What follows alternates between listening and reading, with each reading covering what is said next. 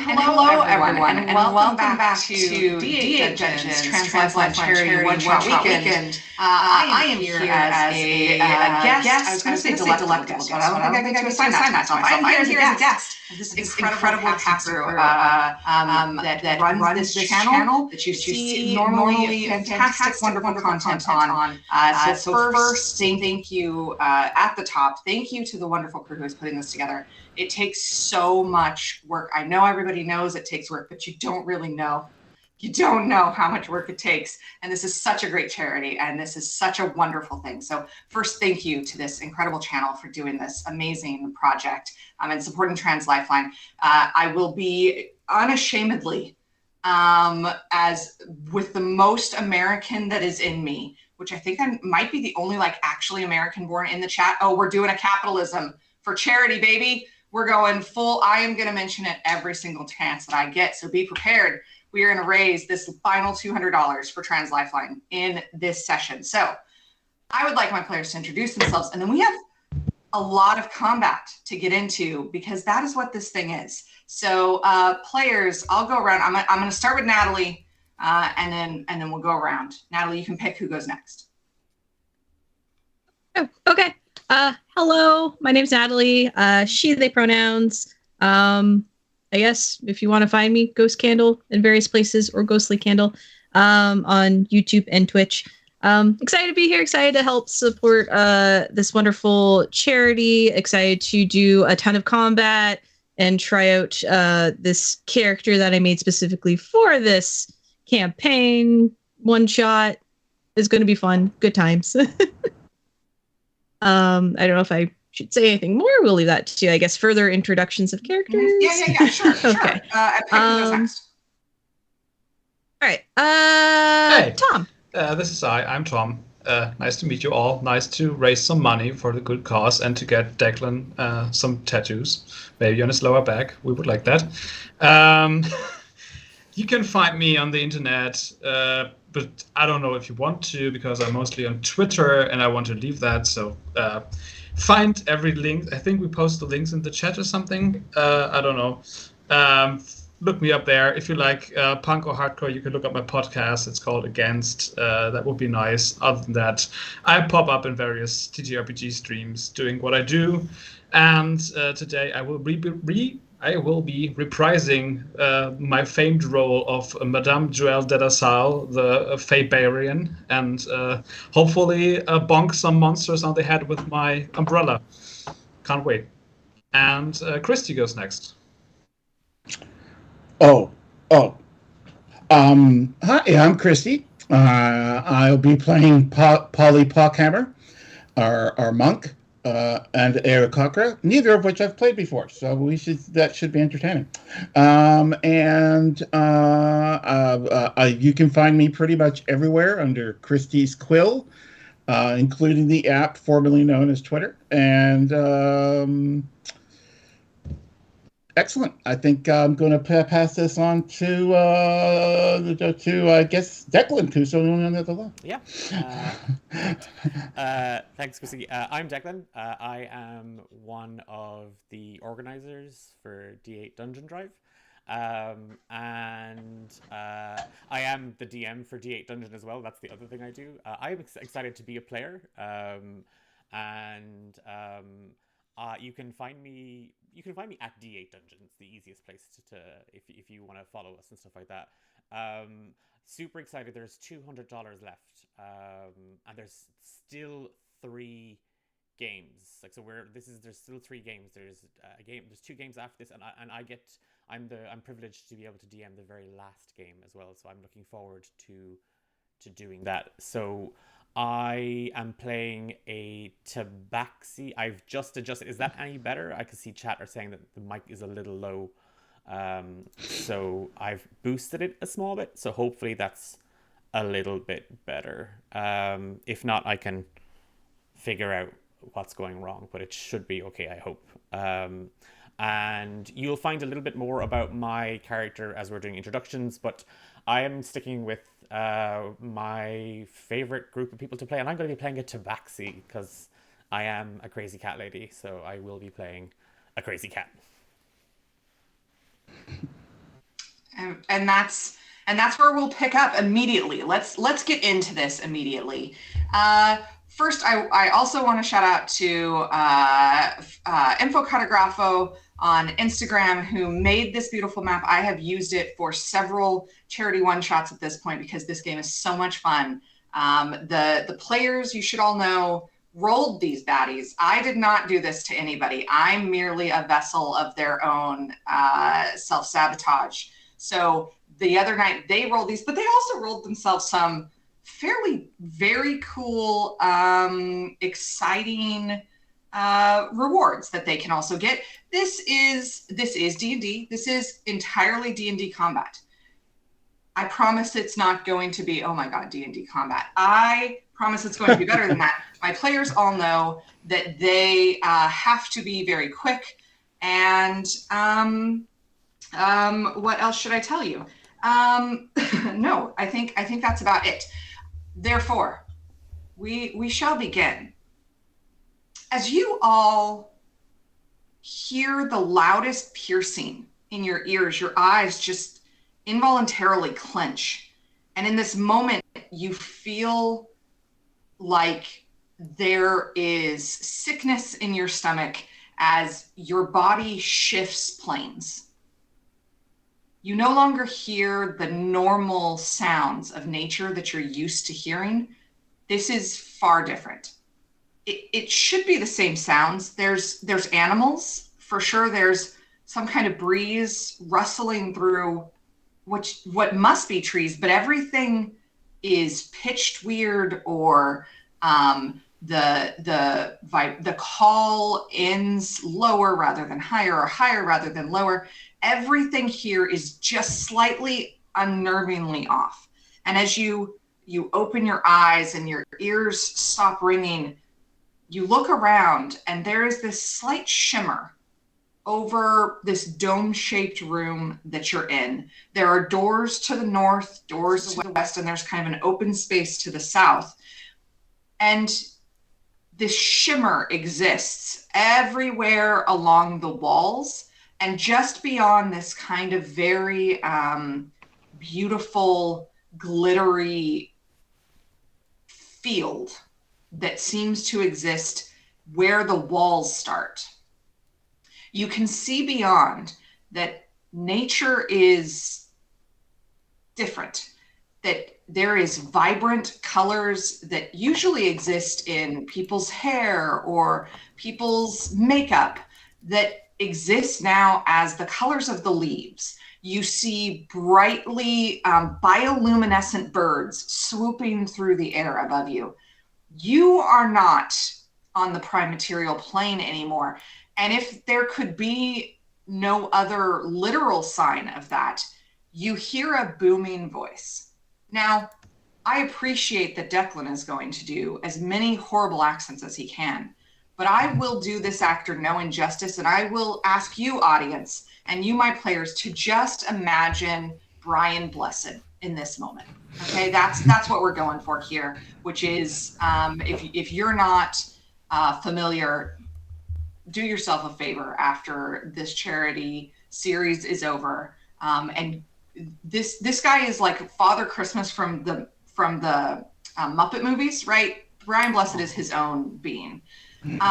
And you hear this great booming voice, and it says, "Hello, my wonderful court. I am so glad we are back for the 793rd run of my Race of the Champions." And you hear this smattering of applause. And as you kind of look around to try and place where the sound is coming from, you see this center pillar that is raised high up. It's probably 80 or 90 feet up in the air. And there is a smattering of faces that ring the balcony that look down on all of you. You can see people pointing. You see people exchanging money pouches. You are clearly not at the party, but you are somehow the party. And you listen further as this voice goes on to describe, "Well, you know, every year when we get together, it's just tradition now. I don't know. I guess I sort of just decided after kind of the 400th time that now it really must be the thing we do every year. And we all know that, they'll probably die. It's fine. And, but we'll still get to eat wonderful things. And I've got wine for everyone. And some of the patrons are already bored of the proceedings. They are here to workshop, to schmooze. This is an event of the Royal Fae Court of Lord Oberon. And with that, he says, well, now, what would it be? We've made some enhancements over the years, not that you would tell that I've been around this long. And, we've got the newest feature is this beautiful thing. And you look to where he's pointing, and there is a giant hourglass that hangs suspended in midair. And through it, at the bottom, you see rested all of the grains of whatever it is that is this kind of tealy blue that Oberon himself wears. And he says, well, the clock's ticking, right? Get it? Well, it was kind of literal. All right, here we go. And he waves his finger, and the hourglass turns, and the sand starts to fall. My players, I would like you to all roll initiative as you quickly are trying to determine what's going on around you. And as we pull initiative, as I ask you for initiative, you can quickly tell me what your characters look like and who they are. And then we got some combat to get to, friends. So, Christy, I see that you put yours in. Tell us a little bit about Polly. Well, Polly is an Aarakocra, though a little different than most Aarakocras is that he has human arms covered in feathers. So there's obviously some interesting heritage going on there. He is tall at 6 something, with these grand green and white wings coming up from his back, orange legs. He wears only what I sometimes call the monk diaper. Otherwise, he is grand in his feathering, and he looks around this place and goes, Polly is confused. Fantastic. Polly, you have an initiative of 21. Can anybody beat 21? No, I got exactly 21 as well. 21 as well. Then let's talk about Miss Mittens, please. Sticky Mittens is kind of looking around, very, very bemused, and then kind of seeing all eyes are on them. Does a bow, like fully is like, oh, I'm here for this, and death. I laugh in the face of death. I have done twice. And Sticky is a jet black tabaxi, with the exception of what looks to be like a really odd smattering of like white from their mouth down across their chest, and the tip of their tail is snow white as well. They're wearing kind of leather and a very, very flamboyant purple scarf, all of which kind of fly in the face of being a rogue. Sticky likes to stick out, and is showboating for the crowd, is literally loving this, and also looking to see if there's anything loose about the place that Sticky could pick up as a souvenir, of course. I mean, when in the Feywild, you do what you do. There is no judgment, certainly by Lord Oberon himself. What about Lactarius? So Lactarius, blinking as she is more used to the murky darkness of her world, her blackened, almost cow-like eyes just blinking at the colors. Sort of mossy gray-green skin, has a bit of a mannerism that seems anime, but not as alive. She has a swarm of white witch moths that keep her company, as a crown of what initially you think is like some sort of deer or elk horns is actually more out of mushrooms, like elephant mushroom shaped into that. She holds a staff, and on the end of it is an elk jawbone just sort of strapped in, and has deep burgundy hair and slicks of iridescent oil spills on her deep leather clothing, and just little bits of mushrooms starting to grow from pockets and various areas of the tatters that are upon her.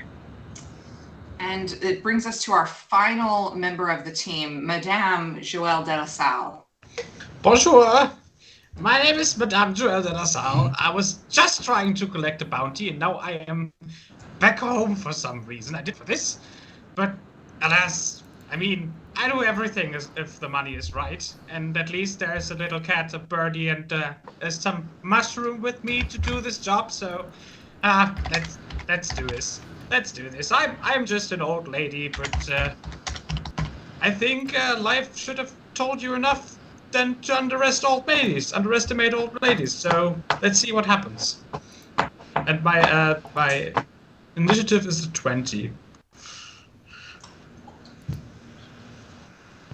That means that the lowest initiative for your group is 19, which is so incredibly lucky. Now, my audience, in case you have never seen this game played before, in the Fae, you would expect things to run a little bit differently. It certainly does here. First off, things are going to auto-attune. Secondly, you're always in dash action. So you can move really fast, because this map, I saw somebody in chat said that you love this map. This map is gorgeous, and it is so big. If you want this, you can always find me on any social media, and I will be happily sharing this. It is free. Infocartographo released it free. So support their Patreon for other great content. Okay, we have rolled initiative.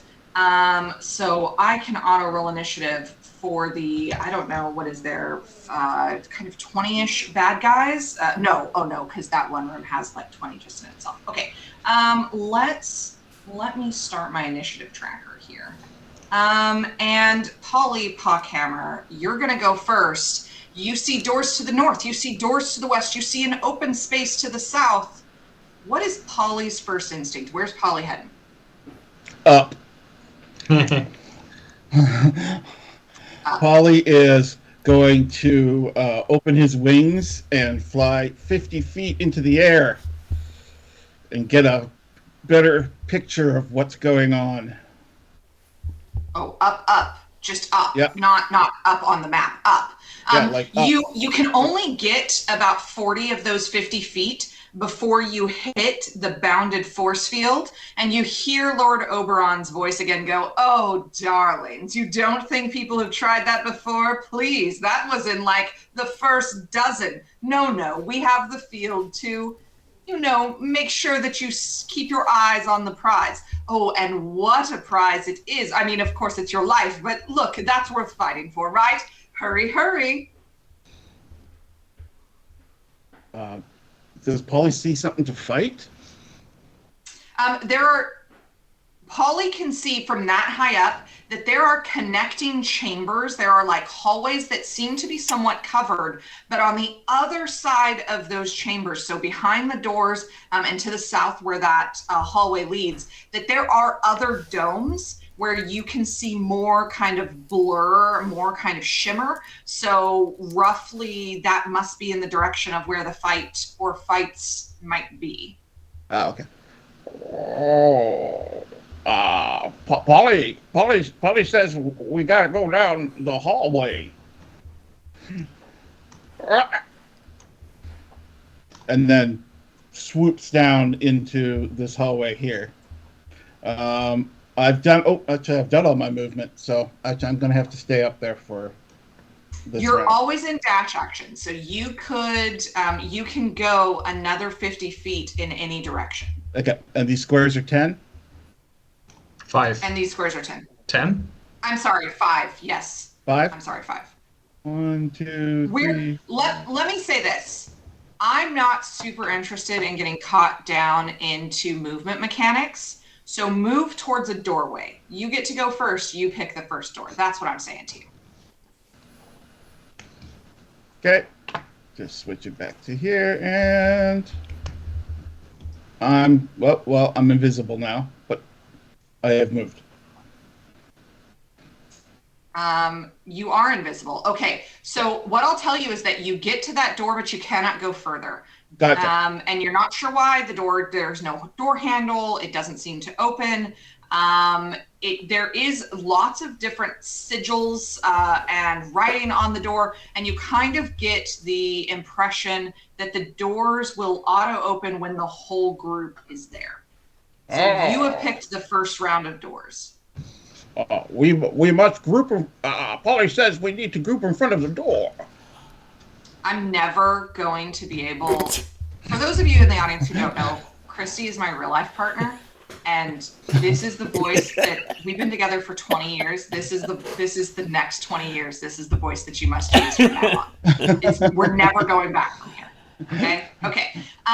And with that, the next person is Sticky. So very, very quickly, we've had, just for the players, we each have advantage. We've all been given advantage by someone called Jack Black, who donated. I don't know if it's the actual Jack Black, but Jack Black donated. And there's also been a $10 donation for some wild magic as well. So I don't know if you have a table, Sarah, but there's a $10 donation for wild magic that you can throw at us at any stage. But oh my god, yes. Sticky Mittens is gonna follow right after Polly and look back at Joelle and Lactarius and then at the crowd and go, "You gotta go fast!" And he zigzags. But he's Naruto running, so like his arms are behind him and he's zigzagging to try and obviously pull as much focus on him as absolutely possible. And he's if he's dashing, his dash is 100 feet, so he's going to get right to that door next to Polly, and he's just going to start slapping on it. He's just going to start slapping on the door because he's now, it's that like that weird thing cats do when it's like, let me in, let me in, let me in. That's what he's doing. And it does have this very satisfying, like crinkle and soft bell sound when you do that. The doors here respond maybe psychically to the energy that you put out towards them. So it is very satisfying in this moment for you. I will say that Jack Black is a reference to somebody in chat thought you originally said the Jack Black Tabaxi. That's what it is now. It is the Jack Black Tabaxi now. He is Jack Black. Let's make the accent. That's what it is. We love that. And the next person is Madame Joelle de la Salle. Yes. Madame Joelle de la Salle will very gracefully take flight and hover to the entrance and will then prepare an action to, in the instant the door opens, stampede forward through the hall and hit the first thing she sees with an umbrella. With an umbrella, absolutely, you will get the chance to finish your movement because of that. And finally, Lactarius, what do you do? With just a click and a jerk, she's like, "Oh, we were going to have a swamp bath, but this is fine." And then comes up behind everybody and can just smell like the mustiness and earth coming off her as like little spores are like. I love that so much. And as soon as you get there, as soon as you arrive, being clear to stay clear of the kitty slaps, the door slides open. Madame de la Salle goes charging forward. I should have been prepared. Okay, friends, it's been a minute since I've played a game where I have to use a map. Madame de la Salle charges forward and smacks another door at the other end of this hallway with an umbrella, and the door goes, ow. And I will assume, for the sake of let's get into combat, that the rest of you kind of follow along. Is there any flavor that you would like to add to that?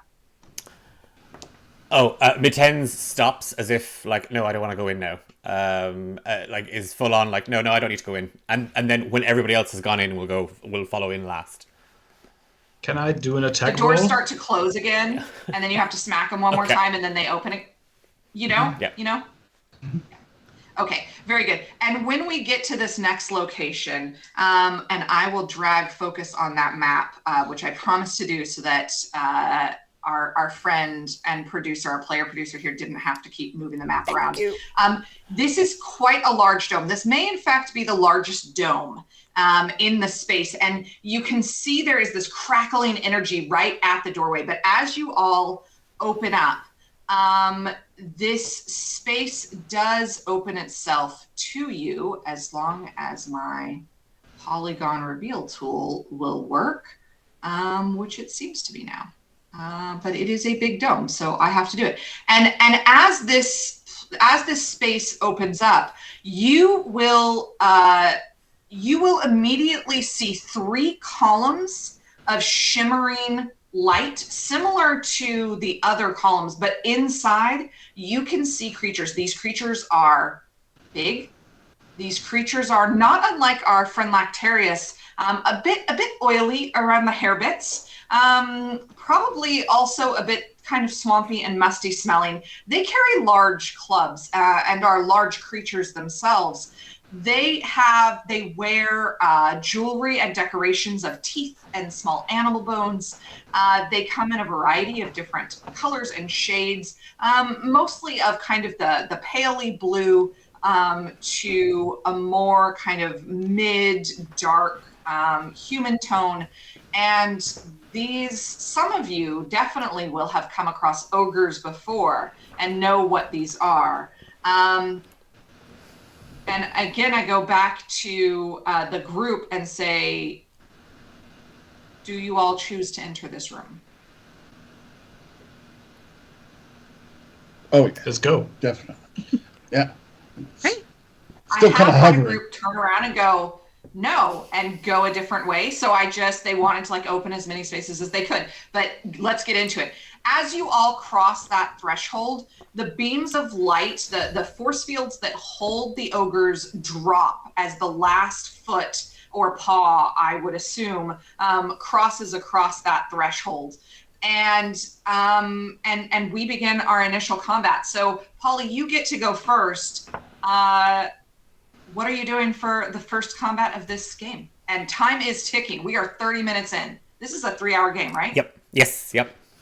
Oh shit. Polly looks at it and he's like, "Oh, Polly thinks ogre should be easy," and flies in and goes right at the first guy here. I'm assuming gender. I probably shouldn't, but the pictures kind of look. 5, 10. Anyway, he goes up to this guy and Flurry blows him in the head with his talons. Go ahead, roll for it. That would be a 22. 22 absolutely hits. And as Polly flies up, there is this beautiful wind that gets created. Mittens. You feel your fur being kind of like Beyonce blown in the wind as this flurry of blows goes on here. Lactarius, there is as the damage is being calculated, a scattering of like a necklace of teeth and bones goes rolling across the floor. Should you need that for some purpose, I'll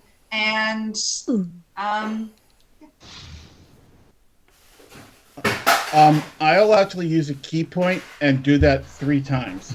Do it. All right. So 22, 18, and 25. And with the first action of combat in the game, the first knockout occurs as Polly just is not here to take prisoners, and will take advantage of every opportunity, and just comes in creator clash style and beats the living tar basically out of this ogre. It doesn't drop to the ground as you might expect. More of a cartoony pinata effect happens here, and also a chime, a MIDI chime, at like a doo-doo-doo-doo-doo, like Link, like the original Zelda Game Boy video games. The older of us are having the feels in this moment.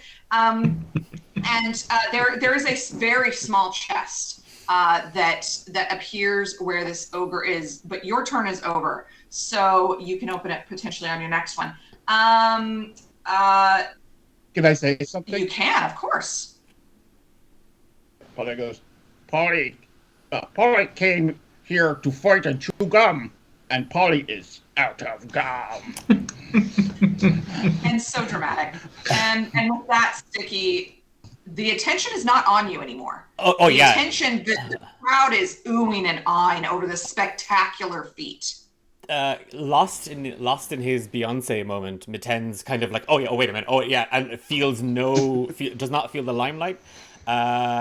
Hears Polly look for some gum and like being like, haha, reaches into his bag of holding and does that like Mentos fresh, like, and flicks as Mitten's is going to run straight at the ogre, like right in front, and like with that was some real fancy footwork. But watch this, and he's going to lash out with his rapier first, and that is a 24 to hit.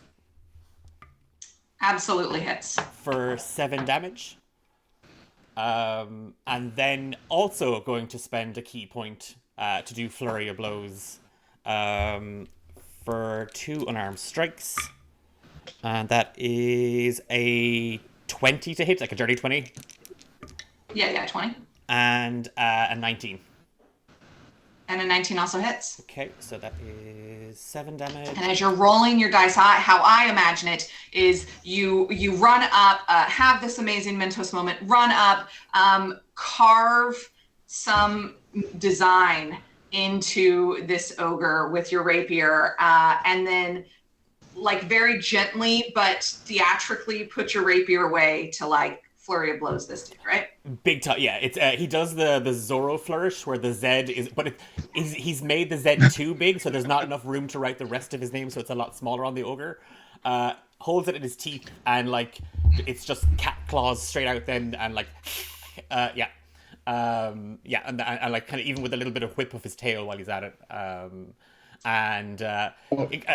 but he doesn't even know if the ogre's down, but he's bowing. He's full on bowing. And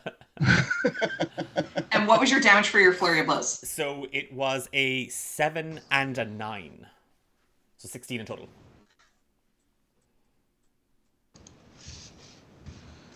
The ogre is not quite down, but it also sees you bowing and is now very confused. You have attacked it. It doesn't know where it's quite disoriented as well. It doesn't know how it got here. Tabaxi, that is Jack Black and Beyonce, has just clawed the shit out of it and is now bowing.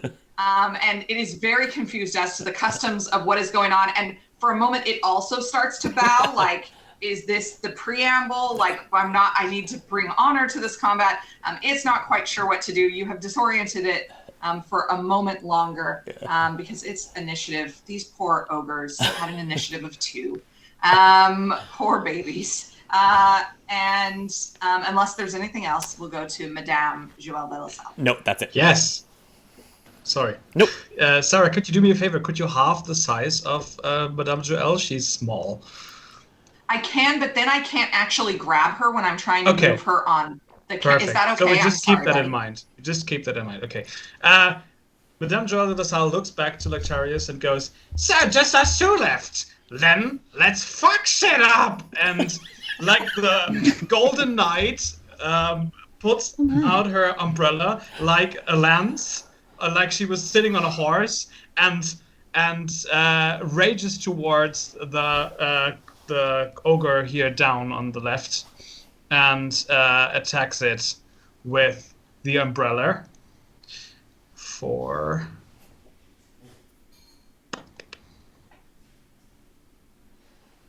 this streak, Natalie, Lactarius, this streak of pixie dust that is glowing brightly. It might be a little bit more conspicuous in the prime material plane, but here it is, this is you've come home to Burning Man, Tom. And so it is bright and opalescent and coats the area where you are. And you hear like a chorus of pixies that are up on the ramparts watching the proceedings all start cheering wildly.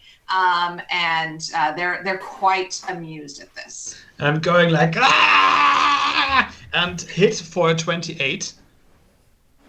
Absolutely. 28, nice. For 11 magical slashing damage, which also means that the target has 10 feet movement speed less, if you want to count that, because I have the slasher feat, because this is actually a magical longsword. Just the umbrella is. I love that so much. Do you only get one attack per round? Nope. I rolled a natural 1 on my second attack, so I hit it with the umbrella, and the umbrella gets stuck. You do have advantage. Yes. I do have advantage. Oh, then I roll again. So I rolled 2 again because I have advantage. One of them is now a net 20, so let's say we just count the net 20. Yes. Which absolutely means that I get 3d8 because I have brutal critical. This is the d8.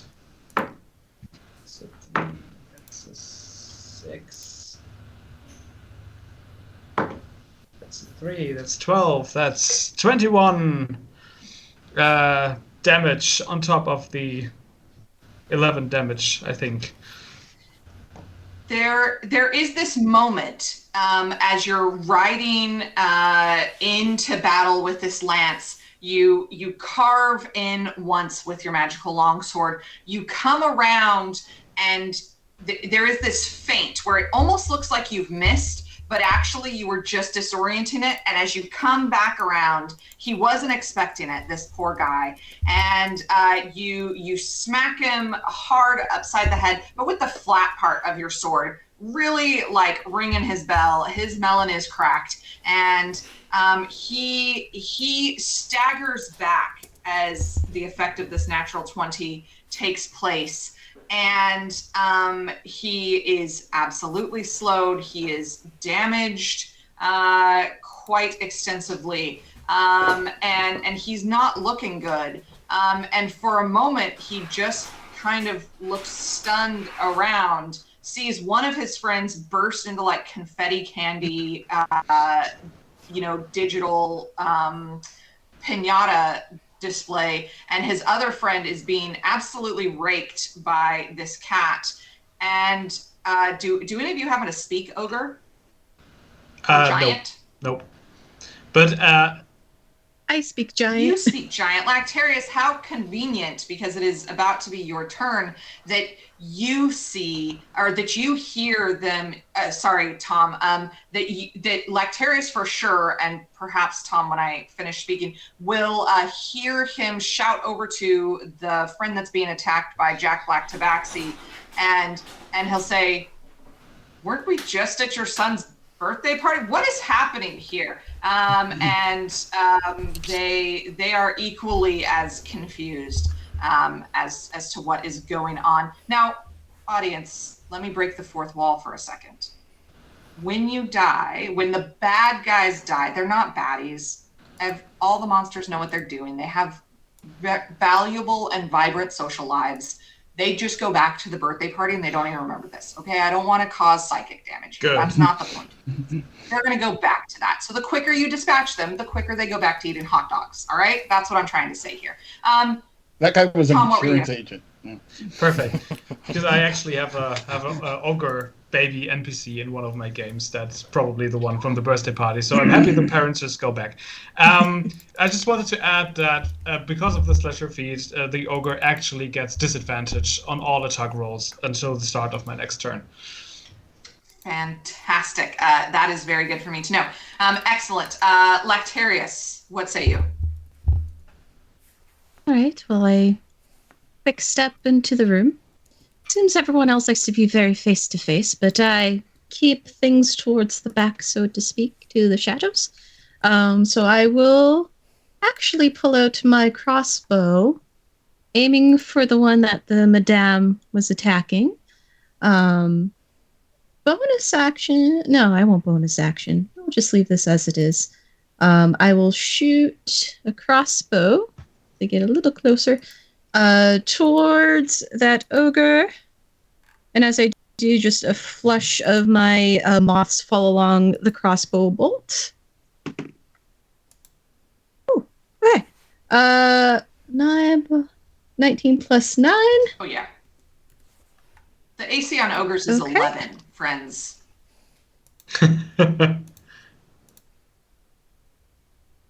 And can I get clarification? You're shooting at the one that Mitens is attacking or the one that Madame de la Salle is attacking? Okay. Madame.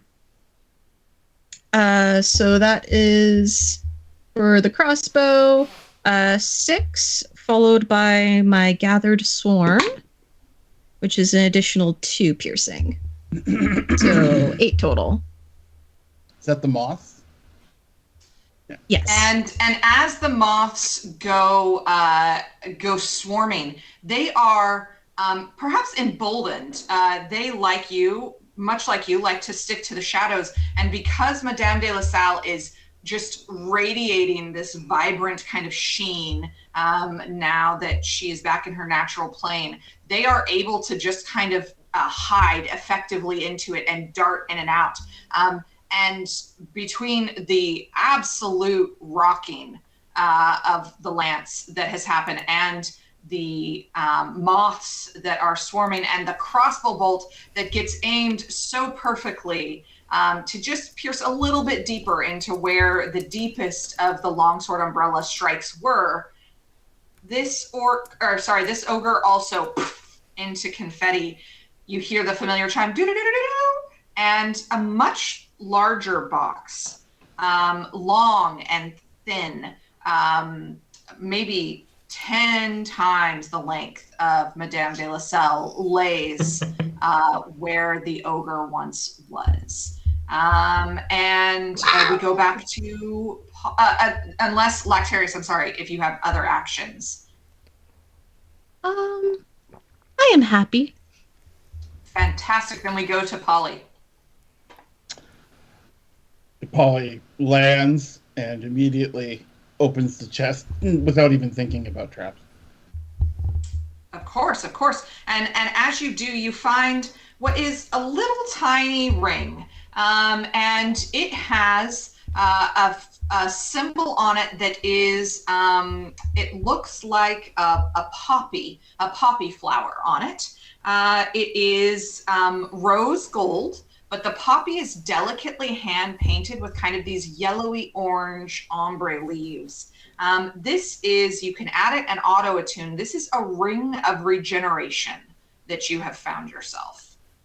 Oh, poppy ring for Polly, excellent. And he immediately puts it on. And so you can find that in your D&D Beyond inventory. D&D Beyond, thank you for supporting public school teachers around the world. If you're a public school teacher, reach out to D&D Beyond. And you run a D&D club, you should reach out to D&D Beyond. Also, donate. Yes, please. We're $100 away from the initial goal of $2,000 for Trans Lifeline. Could you please give me some advantage because these players are too quick. Now I have some other tricks in store, and we are 45 minutes in. We're not even finished with one room. We got to pick this up. So, Mittens, what do you do? Psst, buddy. just play dead, okay? Play dead. You're showing me up here. Just lie down. Would you? And Mitens is just gonna, I think, just try to dispatch this ogre once again, since they're obviously not reading the cue, and that's a nat 20. So how do you do your crit hits, Sarah? Do you just double the damage? I'm going to break the fourth wall and tell you that I'm gonna let you flavor this expiration, this dispatch of this character however you want, because of the level of hit points that it's at. Okay. So you tell me, what does Mittens do in this? So yeah, Mittens is just kind of like it's just that like sidles up and like puts that, because if the ogre is that disoriented, just a hand on their back and like just kind of turns them away from the crowd, and it's like you're just really not sure, you're just not, come here, just come down, shush, come down, and he's just gonna bring the ogre in for like kind of a hug, and it's just the hug gets a little tight, and then it's a shush, it's okay now. And then, boof, he's just going to headbutt him. And it's like, and then turn around, it's like, oh, they've dispatched like I said they would. Oh, you're too kind. And bows again. Fantastic. And as this hug just gets a little bit tight, cats sometimes, they're just a little bit insistent that you give them your attention and love, and to the damage of many an iPhone, I would suspect, and now at least one ogre. So you dispatch this ogre. Poof. Audience, they are safely now back enjoying the birthday party of Tom's baby ogre NPC, and they have been reunited with their family, but there is a familiar do-do-do-do-do, and a chest lays at your feet. And also, as you all look around, you now see that there's 3 doors, one to the north, one to kind of the northeast, and one to the south. And Madame de la Salle, there is a chest that is very, very large at your feet, and there is also doors. You can choose. Do you want to open the chest, or do you want to go to a door? I will open the chest. I like how this auto bounty system works here. This is good pay. If you would have known that it worked like this, maybe you wouldn't have left in the first place. Nope. Yes, absolutely. You open this chest, and it is a long crate-like beast. And what you find is an intricately carved staff that has almost like a double helix of flame at the top, and then just the symbol of Lord Oberon himself, because everything here is, he is who he is, and we love him for it. This is a staff of power, if you would like to go find it in the inventory of D&D Beyond and equip it, or you can give it to somebody else. It's up to you. If you would like to, this is like, do you guys play White Elephant at Christmas, where you get to keep the gift or you can take somebody else's gift? Yeah. You guys ever played that? This is kind of the opposite. If you give the gift away, then you can choose which door you go through, or to go grab another gift. I will be going, hey, Mushroom, I've got a gift for you. Mushroom. Aww. And just like throw that thing over to... It will not go as fast because my strength is shit. No, my strength is amazing. Can I throw it to Lactarius, actually? Absolutely, you can. I don't even need you to roll for it. That's what happens. I will throw this thing just towards you. And oh dear, I mage hand catch it. And just instinct something coming at me. And instantly you feel the power start to vibrate through your hands. Natalie, you can go ahead and auto-attune to that bad boy. And therefore, Tom, Madame de la Salle can choose to go open the chest in front of Mittens or open a door. I will open the door that is directly underneath me. Fantastic. You head towards the door. You hear the same thrumming as before, but you have picked the direction. So now the rest of the crew needs to meet up with you here. And so, who is next? Matens. There'll be a chest at your feet. Oh yeah, Matens is opening. Someone has given you advantage, Sarah, as well, by the way. So just as a clock, there was a $5 donation for you, so you have advantage. I can't lie. So as much as the DM, but Matens does that really cool like, and he kicks the chest like it's just he kind of boots it. I imagine it doesn't open the first time, so he does that like he's now fumbling with his hand to try and like open it, but coolly. So that's what Matens wants to open that up and see what's in it. Audience, I have a quandary because I can give somebody something that is just for this character is the equivalent of just speed. It will ratchet this character up beyond what should be allowed in AP. Do it. And I feel like we have to, right? We have to. You find yourself for what is a fairly large box. It's just a lot of padding because whatever is contained inside is quite valuable. It is the smallest of vials. It has barely a drop of liquid, but this liquid almost looks like molten gold. It smells faintly of catnip. This is a potion of heroism.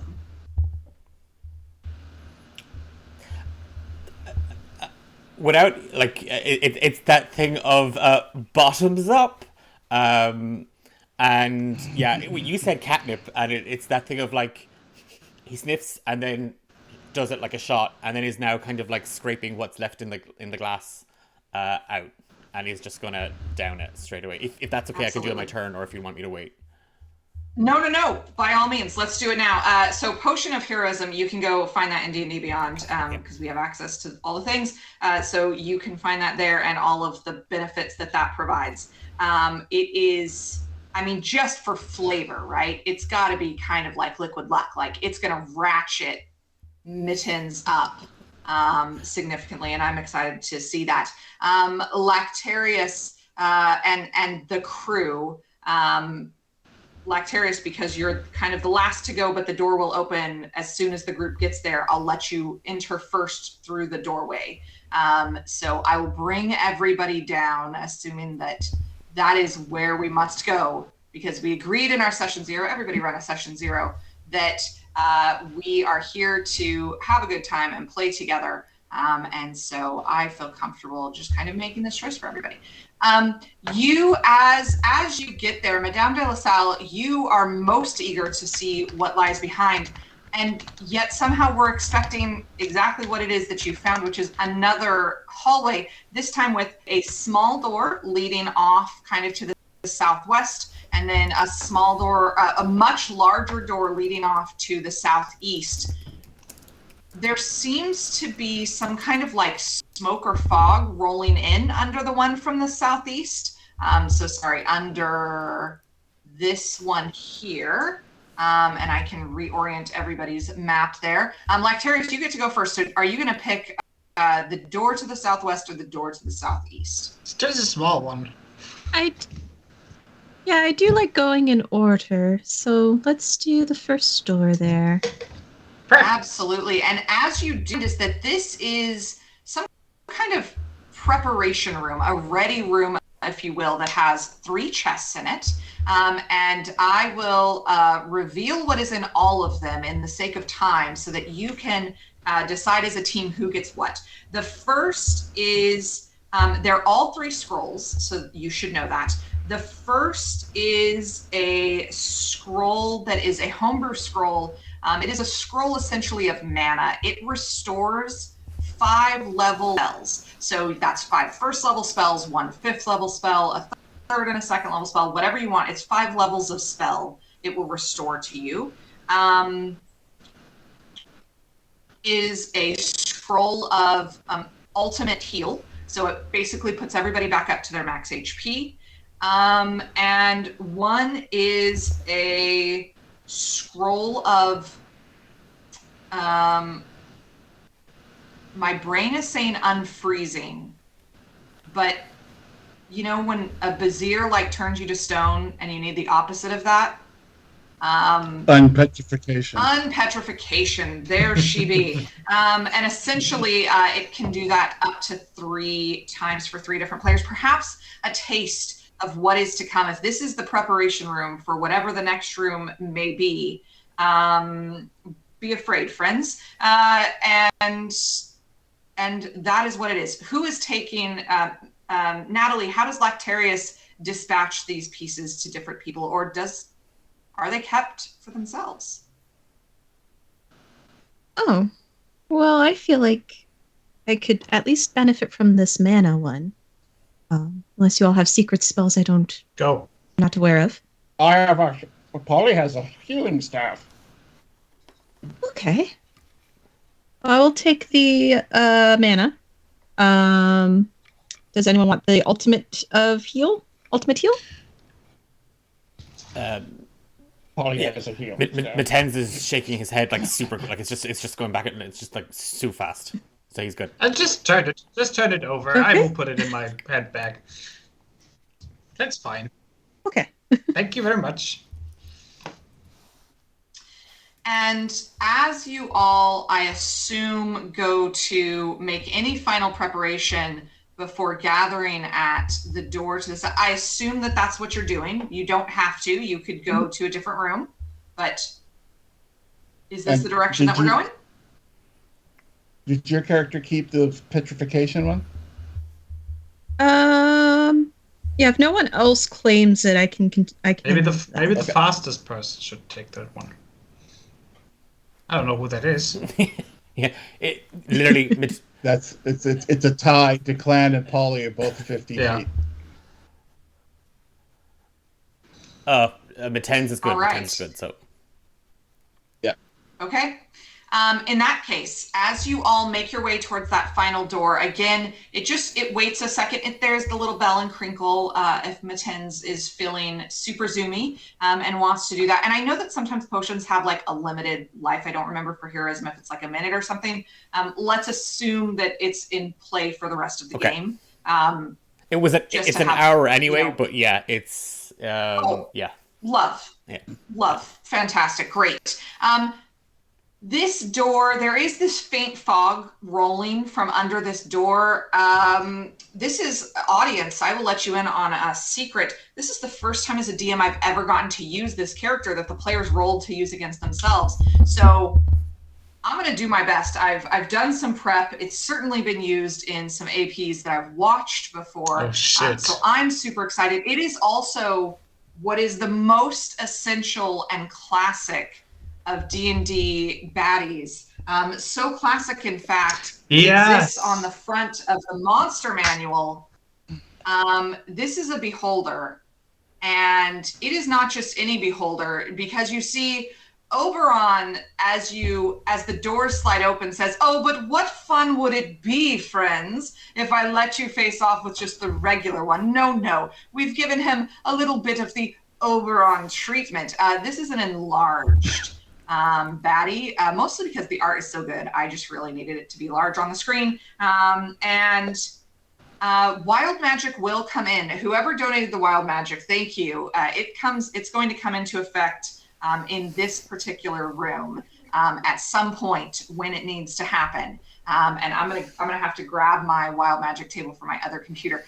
So with that being said, let's see, Lactarius made the choices of moving into the room. So Polly, you go first. There is a beholder here. Let's go.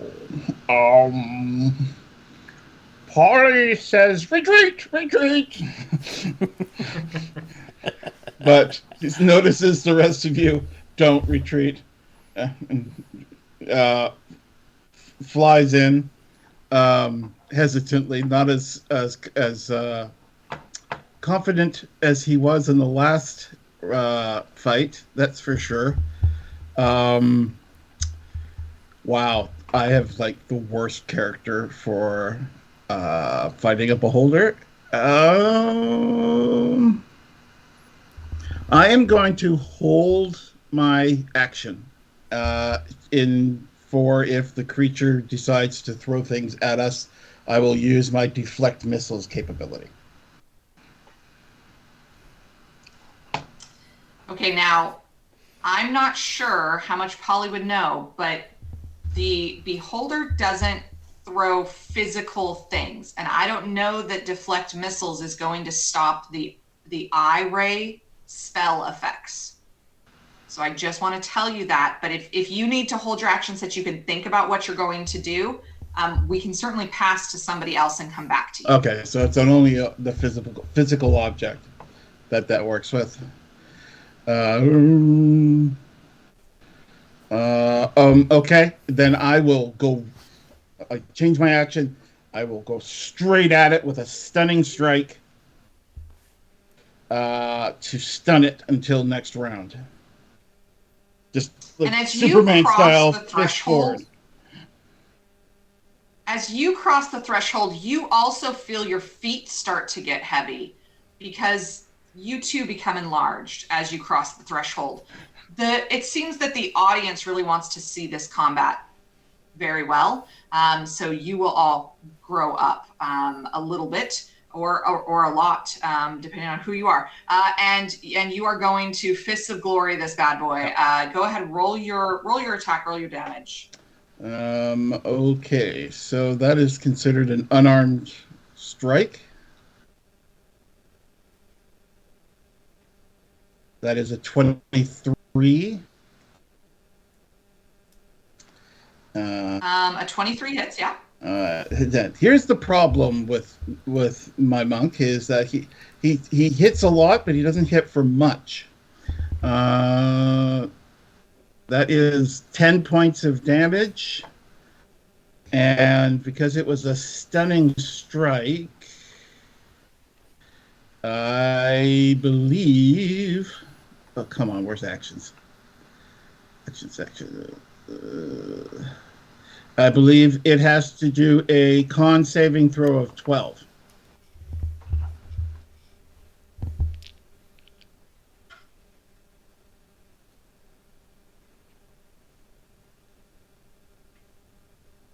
I don't know if being enlarged increases that. What is stunned gives what condition?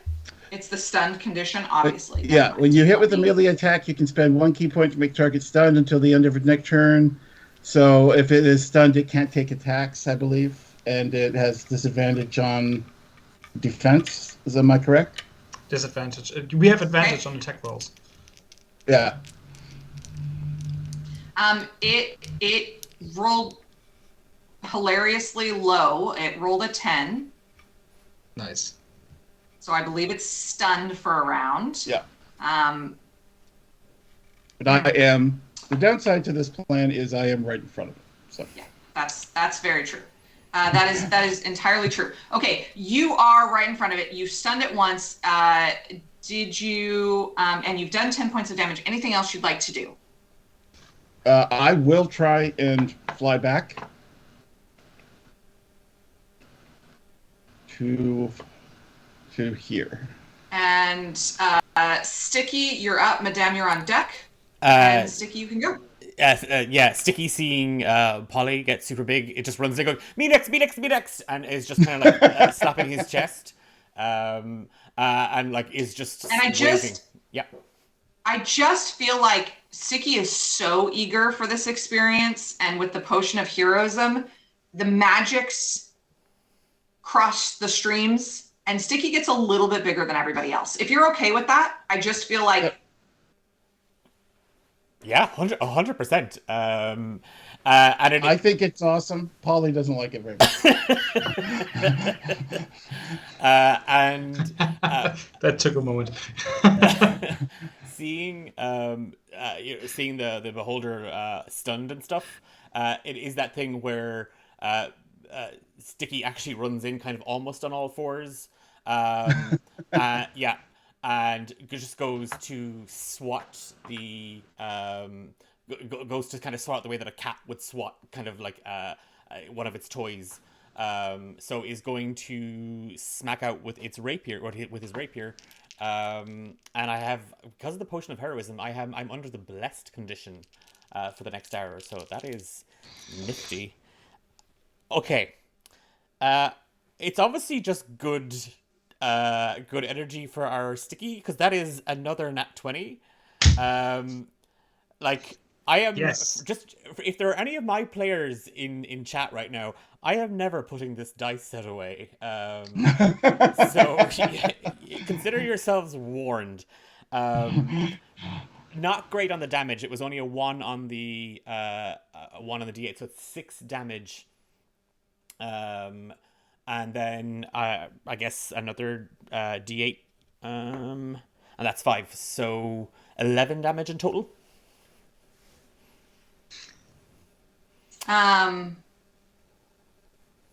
On a nat 20, I feel like if you then also roll a 1, that's the worst feeling in the world.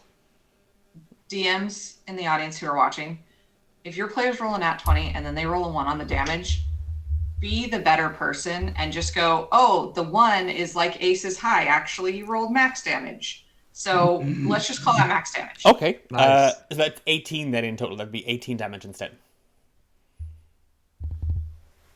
Also, I have more monsters that I want them to kill in this game. So yes, absolutely. You come in carving in.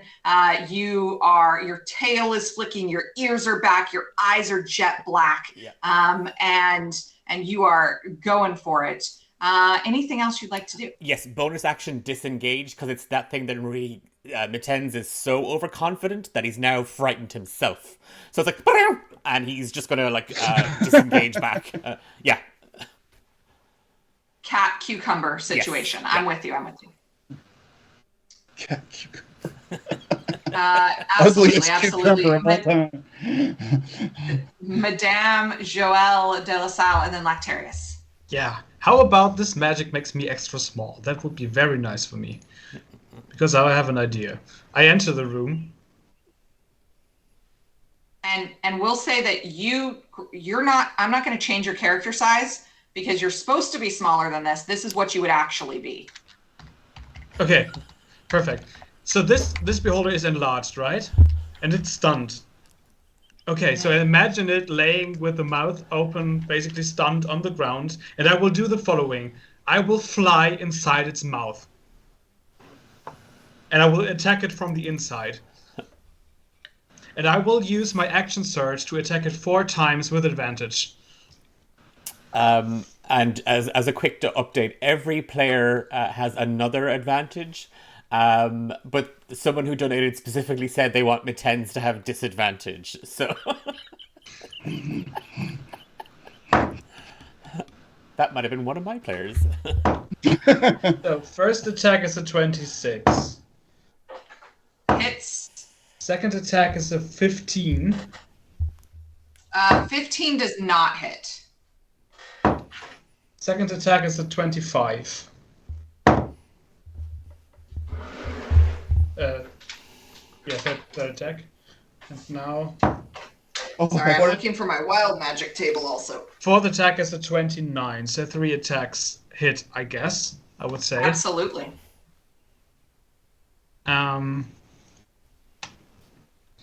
So now for damage, that is 3d8 plus 27.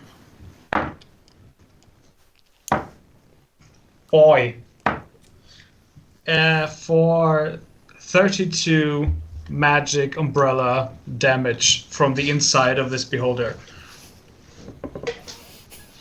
And you just like spinning this like a blender. Fantastic. Yes. Yeah. Just poking into the gum.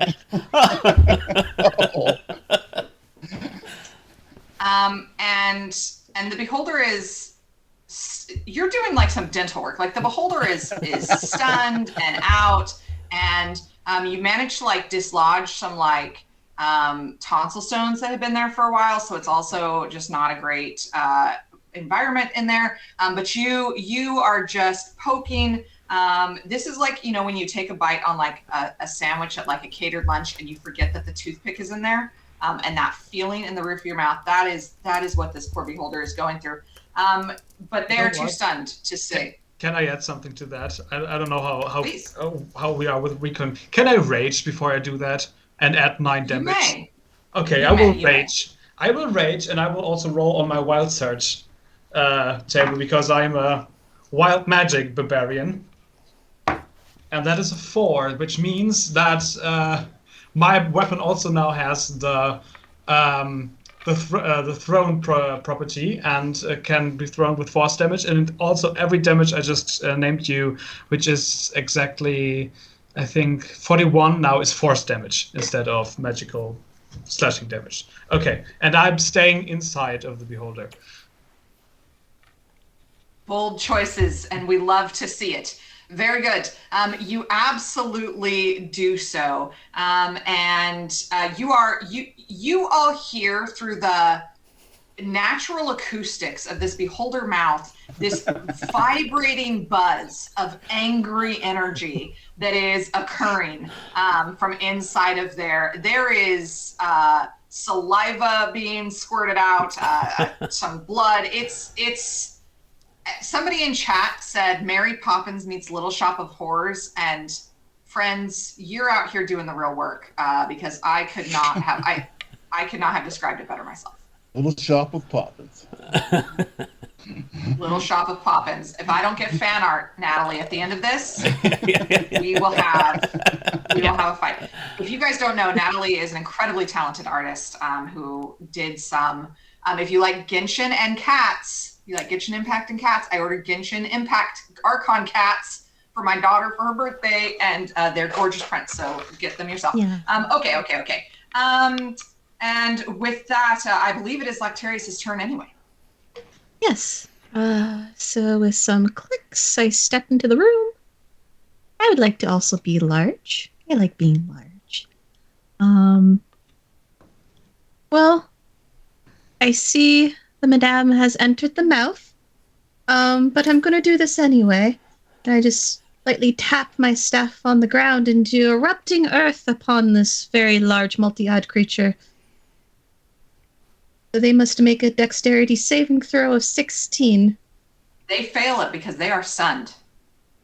So that is 3d12. Nice. I like rolling dice, give me my dice. The blessing and the curse, audience, of running this campaign is I get to play characters, I get to play baddies that I never get to play elsewhere, but also I never get to do anything with. I didn't get to do a single attack with those ogres, and the trend continues. But it's not about me, friends. It's about Trans Lifeline. So please donate now, because we are so close to our goal, and we can get there with your help, and support trans kids, and fuck TERFs. I love this so much right now, actually, because in my very, very first D&D session I ever played in my life, we killed a beholder in a very similar situation to this, in like a simulation of some sort in a casino. This is so good right now. I love this so much. It's full circle for you. Bringing I'm back glad the that I bring good back the fuzzy memory. moments. So it is 14 bludgeoning damage. And additionally, the ground in that area becomes difficult terrain. So a 20-foot sort of cube area. All right. Yes, beautiful. Anything else that you'd like to do, Lactarius? I will bonus action in sort of a puff of spores do my hidden step feature as I am a furbulk. So I become invisible. And I'm going to skitter along the wall and hope the many eyes continue to not see me until my next turn. Fantastic.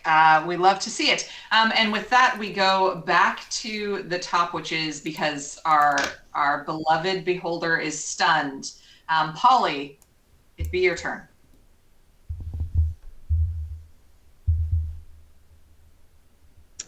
Okay.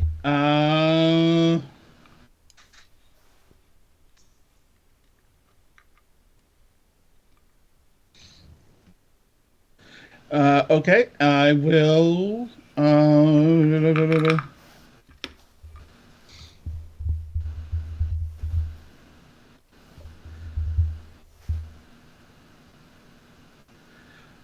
I will attack it with my blowgun. So I pull out my pole. It goes to my beak rather awkwardly, and then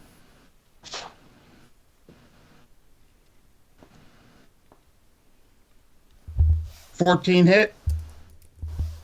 14 does not hit, but you have advantage. I'll try again.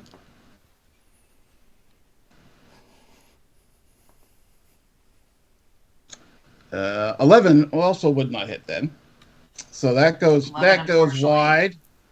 But I will use my monk ability to take an extra action if it's physical only, and slap this thing as hard as I can. With an unarmed strike, that is 19. 19 hits. For 11 points damage. That is a solid slap. That is a solid slap indeed for 11 points damage. You guys have done more than half of the damage at this point. You smack it hard, but unfortunately you smack it enough that it starts to wake up. You see the eye stalks start to rise ominously. Again, Mittens, these eye stalks curiously look like cat toys that you used to play with as a kitten. And conveniently, it's your turn.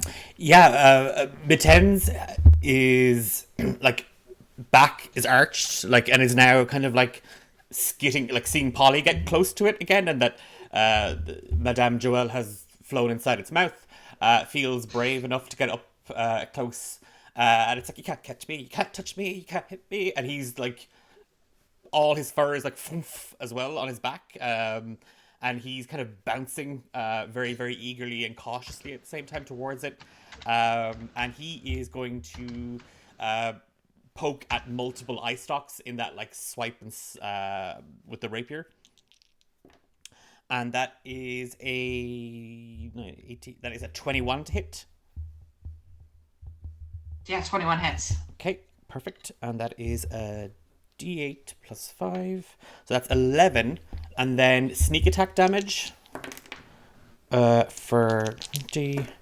And that is 23 piercing damage. Mittens is like bouncing and poking and slapping at the eye stalks. Listen, I want at least one turn with a beholder. I'm going to use a legendary action. And this creature, though, is somewhat still stunned. It is enlarged. It's in the Feywild. It has something buzzing in its mouth, which, at some parties is fine. It wasn't really expecting this at this point. And it is going to cast an eye ray. But I'm going to flavor this that since they're in the Feywild, this eye ray does not have the intended effect that the beholder wanted. Nor did Lord Oberon understand the way that these magics would conflict with each other. And I have a weird wild magic table that I love to use from time to time. And so I am going to do that. I can choose the low effects, the medium effects, or the high effects, and I will leave it to my cast. Do we want low probability, low good, low bad, medium, or high? High. Okay. I say medium, but I'm on a diet. Very good. Then I will roll using my silicone dice, which are so much fun. One of these things is, I'm not kidding, number 2 is a deck of many things appears in somebody's hand. I am not prepared for that. Okay, 43. Oh, yeah. I'm not going to lie, I'm a little bit let down. This is maybe the most benign feature. Roll again. This changes that if it's currently day, it switches to night. And I just feel like that's lame. So I'm going to roll again. I'm using my advantage. Somebody gave me advantage. Yes. I'm using it on this. I know technically you can't roll advantage on percentage dice, but I'm also the DM. So I decide what happens here. 97. Oh, I need to check our safety form because I don't remember if this is that is red really for somebody. Give me a moment. In this moment that I am checking the safety form, can you all tell me just very briefly, you get like 2 or 3 words in your head. What are you repeating to yourself over and over and over as you're fighting, as you're in this, like, what is happening right now? Mittens shouldn't be bigger.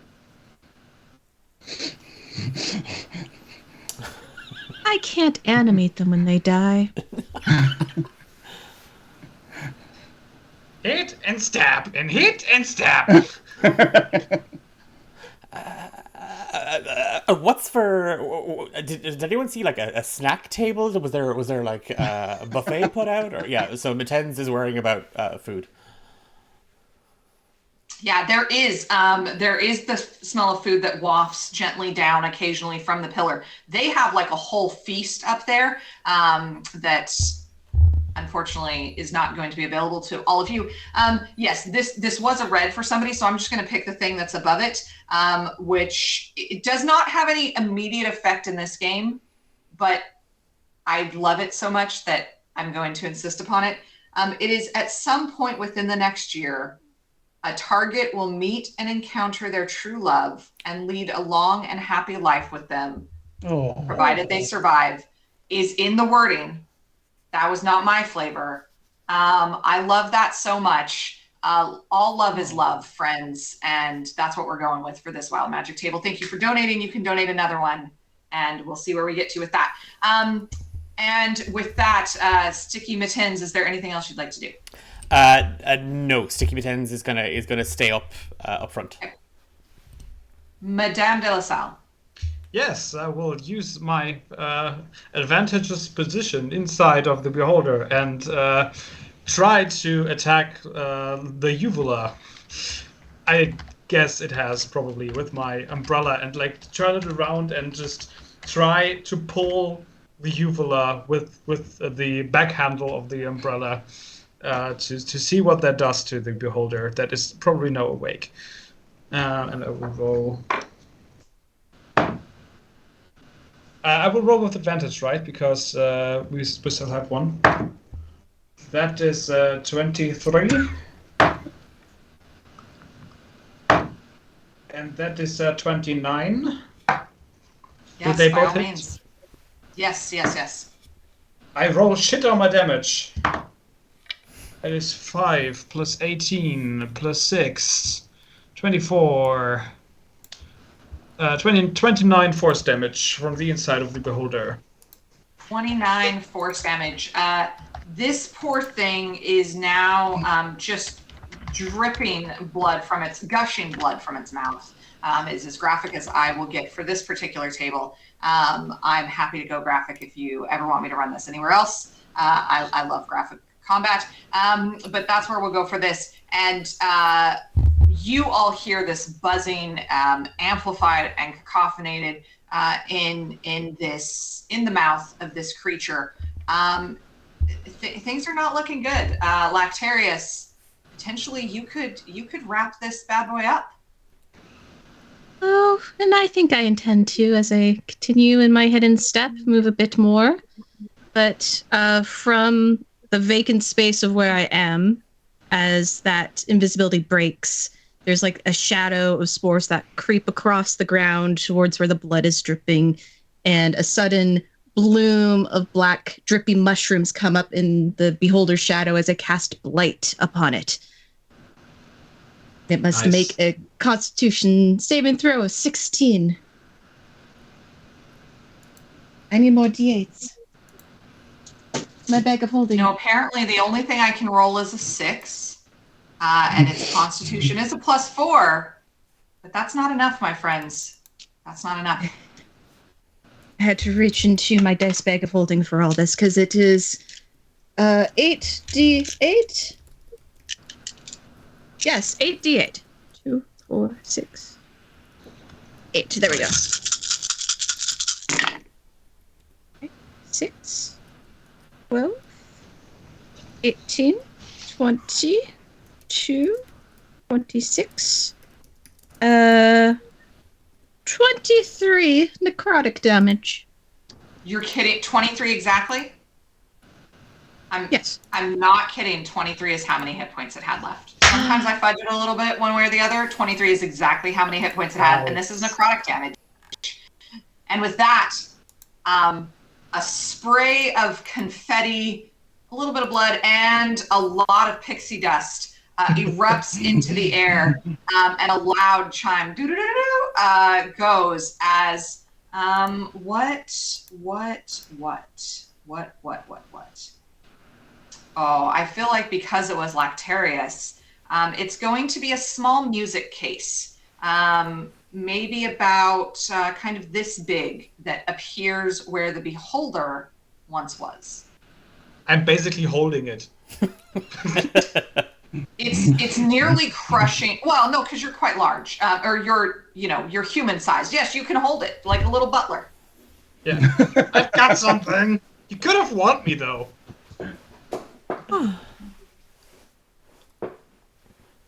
And yes, go ahead, Natalie. Let's look at the box. What is this box?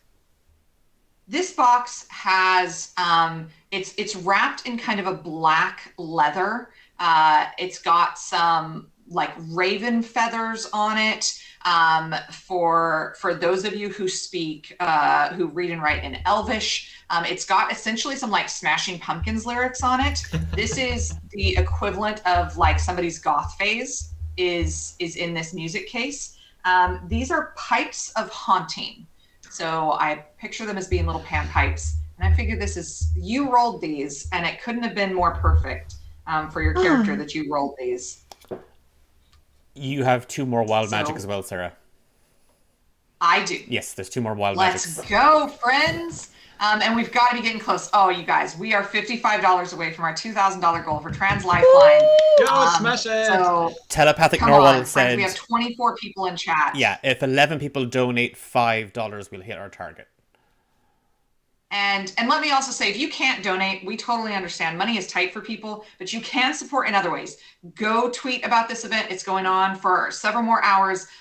Go tell other people, post it into Discord channels, encourage people to come in, be in support of Trans Lifeline. Go and retweet their stuff. Go and make sure that you're writing to your politicians and that you're engaging in civil work to make sure that trans people are supported and loved and affirmed everywhere. And particularly if you are in a place that is unsafe to receive affirming care, our hearts are with you. That's shit, dude. And we're going to try to do what we can for you. Okay.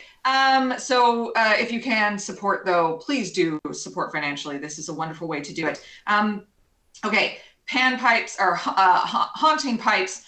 Polly, we still have like 3 more rooms of combat. So Polly gets to decide what is the next door. We're just going straight down through the giant open door. Down is not an option. I'm sorry. I should have been very clear. Those doors are completely barred because as you get there is a shimmering force field, and Lord Oberon goes, well, I would have thought that beastie would have given us a better, a better fight. That was disappointing, to say the least, not just as the DM who played him, but in any way, I think that, there's other things, right? And of course the dragons, anyway, carry on, choose another door. On the way to the door, I'm hitting myself with my umbrella. I need to keep the rage on. Oh, yes. So it's this door, I think, that you should probably attend through. Yeah, so absolutely. let me just zoom out for a second and reveal all of this area. And I can use like a box reveal now. Uh-oh, did I just hide it? Oh, boy. Ooh. Oh, boy. Opposite. Someone casted darkness. That there we go. was on accident. There are 2 more ready rooms. in this particular area. So I will tell you what the other pieces are that you can equip to yourselves. You guys can decide who gets them.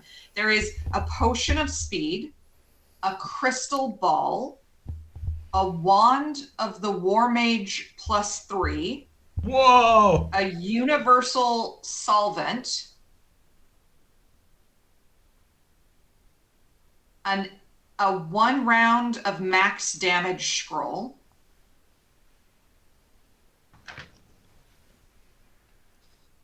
Can you repeat one more? I'm sorry, Yes. that is a lot. Potion of speed. Yes. Crystal ball. Okay. Wand of the War Mage +3. Universal solvent.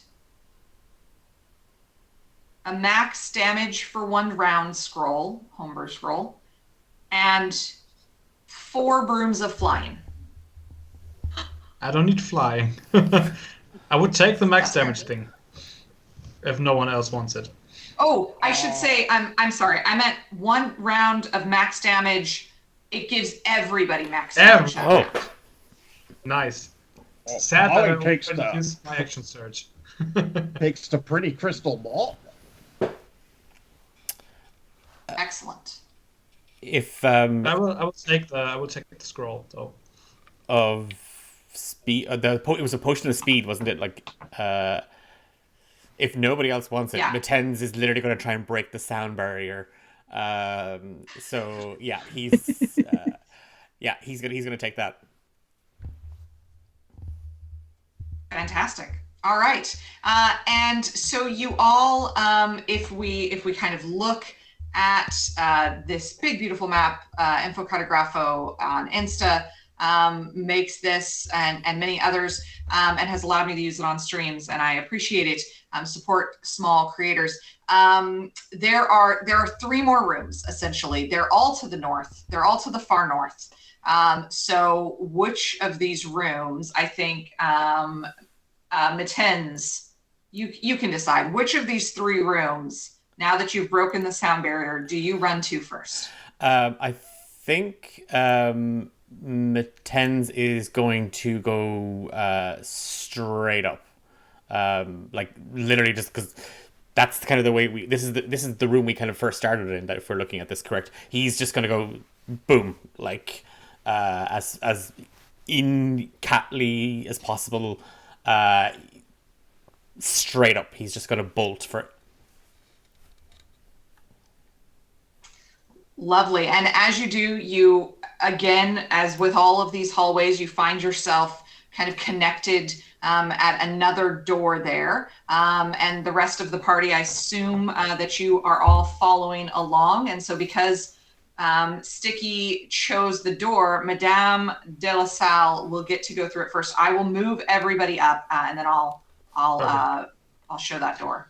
By the way, I will drop my rage because it's stupid to hit myself for like 5 times because I can just rage again against the machine. And there's another advantage for Lactarius as well. Someone has gifted you an advantage. Thank you. Fantastic. Okay, and let me recenter the map to this particular area. And as you all come into this space here, these creatures, I don't know how many of you have had the very distinctive pleasure of visiting the 9 Hells, but these creatures carry with them a disturbing set of what should only be on the inside of a flesh bag protruding through, because these are bone devils. And in vibrant hues, because I bought a really beautiful texture pack that had more than one. It's not called a texture pack. I was also playing Minecraft last night. That's the problem. And Madame de la Salle, you get to go through first. There is Mr. Green, Mrs. Pink, and Mix White there for you to decide. Yes, Mrs. Pink sounds lovely. So I will rage, and hit this thing with my umbrella. As easy as it gets. I will play some xylophone on the bones. Ding, ding, ding, ding, ding. Absolutely. Look, you put a barbarian in front of something, they do it, and they do it well. And here we go. Shout out to Dopelt13 in the chat who said, first we smash the gold, then we smash patriarchy. I love that so much. Fantastic. We are $50 away from our goal. So help us out here. We still have another hour and a half. So What is time? I rolled relatively shitty. I've got a 19 and a 15. Well, it would really help if I was looking at right. Sarah, sorry to interrupt you. We right. just broke the goal. We were at 2. We just hit $2,000. My friends. Yeah. Thank you so much. On behalf of D8 Dungeons, being the person who gets to sit here in the seat in this moment, thank you so very much. Protect trans kids. Fuck TERFs. Our combined and collective power is an amazing thing. Thank you for helping us reach this goal. And not to like move the goalpost, but an ass tattoo is on the line. Really taking a second and just saying thank you seriously to all of you. Please don't stop donating here. Don't stop writing and reaching out to people who can affect change with the power that they have. And we can do wonderful things. So continue to support throughout the rest of the day. And when you have the resources to do so, and when you have the spoons to do so, thank you. Declan, do you want to say anything? Like, this was your goal. Say something, buddy. I'm gonna cry. So can we keep playing D&D? Because I'm actually I won't. Yes, absolutely. We'll keep going. Congratulations to the D8 Dungeon team. You guys have done a truly magnificent thing here, and we are so grateful to be a part of this. And with that, Madame de la Salle, let's beat the fuck out of some Bone Devils. Yes! I've got a 19 and a 15. Let me know if I can do shit. Yes, so a 19 barely hits. Okay, good to know. That's at least one attack. That is nice. Let's roll something nice with it. That is a 7, so that is... Sorry, I will look it up to make it right. That is 16, 19... Oh! I raised, right? I can roll my white magic surge. Nice. So that's a 7 as well. Flowers and vines temporarily grow around me until my rage ends. The ground within 15 feet of me is difficult terrain for my enemies. So, Madame Joelle de la Salle flies into rage, flies towards the Bone Devil. Behind her, there's vines and flowers and very, very beautiful stuff grows from the ground. And as Madame Joelle hits the Bone Devil for 19 slashing damage. Can I ask you to please describe the properties of your umbrella longsword, and particularly, is it silvered? It is not silvered. It is magic. Okay, that's fine. Okay, it is magic though. Lovely. Never mind then.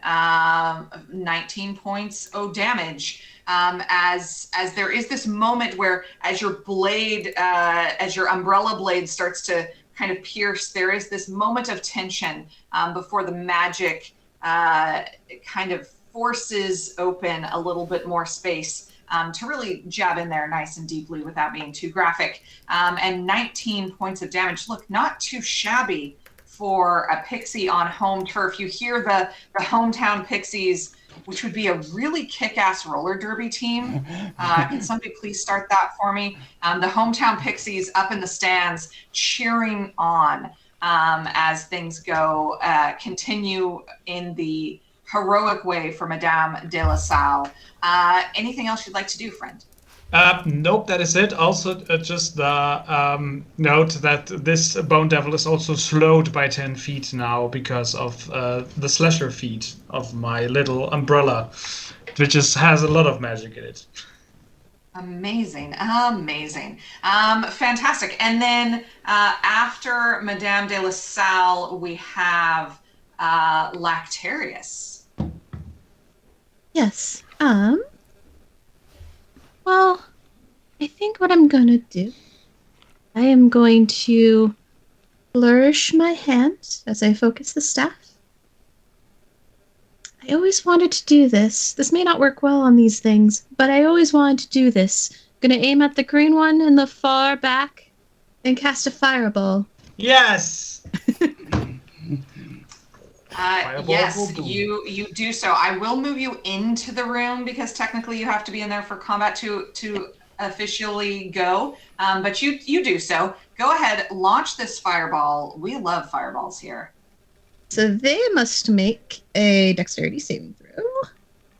Oh, it's not going to go well. Do they get any? They get nothing. They get nothing. Oh, except for they rolled okay. A dirty 20. Okay, that does pass. So they had to beat a 16, so they take half damage, which is 8d6. So 2, 4, 8d6. Lord have mercy. We love a fireball. Mm-hmm. And as you point your finger and this, I picture it. Feel free to correct me if I'm wrong while you're doing your math. That a little kind of mushroom spore just launches over and explodes, doing of course the fire, but it's more like kind of a bonfire effect. And at the end of this, you also find some like really nice chanterelle steaks, like when you cut them really thick and then you barbecue them and you can eat them like at a really good vegan place. You can get them sometimes. Not that we have any of those in rural Nova Scotia, but they exist in other places. And so there will be some really good food at the end here too. Shiitake.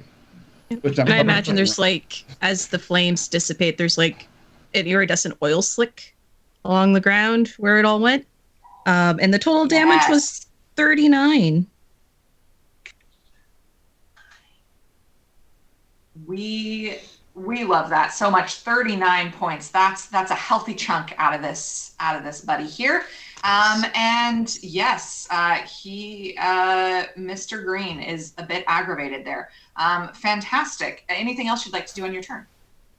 Oh, well, seeing that they're angry and still up, I will hidden step once more and disappear.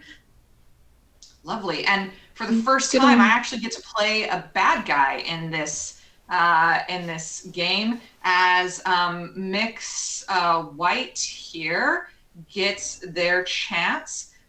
They are going to step out of their force field, and there's only one person they can really see in the room. Sorry, Madame de La Salle. And this is also flanking, buddy. And so I apologize for that as well. They make 3 attacks, 2 with its claws and 1 with its stinger. That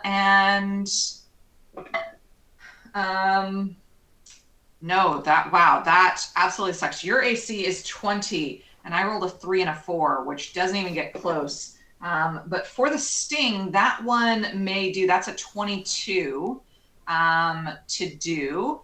And can you make a Constitution saving throw for me, buddy? Yes, sure can.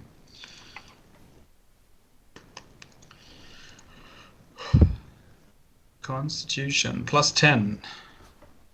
But a net 1, so it's just an 11. Because my dice want to kill me. Unfortunately, an 11 doesn't do it. This is a DC 14. So you are going to take 14 points of piercing damage and then 21 points of poison damage. These bad boys, when they get you, they really get you. So be aware of that. And that is 21 for 21 poison and 14 piercing. And you're raging, so the piercing is halved. Exactly. Okay. Perfect. No problem. And the other one, the one that you attacked has something on it. The one that attacked me is slowed, but it's not impaired for attacks It can or do one anything. thing. Okay. It's going to see that the sting worked for its buddy. It's going to try and sting also. Doesn't. 15 doesn't hit. You see it coming very clearly. You know what? Those should have all been an advantage because they are flanking. That will hit, though. That's 22. Can I get you to roll another Constitution saving throw for me? Sure, to see if this poison takes. I am rolling the same numbers over and over again. That is a dirty 20. A dirty 20 will save. So you will take 14 points of piercing damage, which is halved again from this. But as the poison kind of starts to course through, you're a small little guy, and there's only just so much poison that can fit in there. And this poison doesn't take effect. And so that is that. Now, I will say, we go back up to the top of initiative, but the third Bone Devil has the highest initiative of everything that rolled. It's a 23, so it also gets to go. And so that's Greenie over here, gets to come and join the Manic Pixie party. Because that's who is available to be seen. I'm so sorry, buddy. Hit me.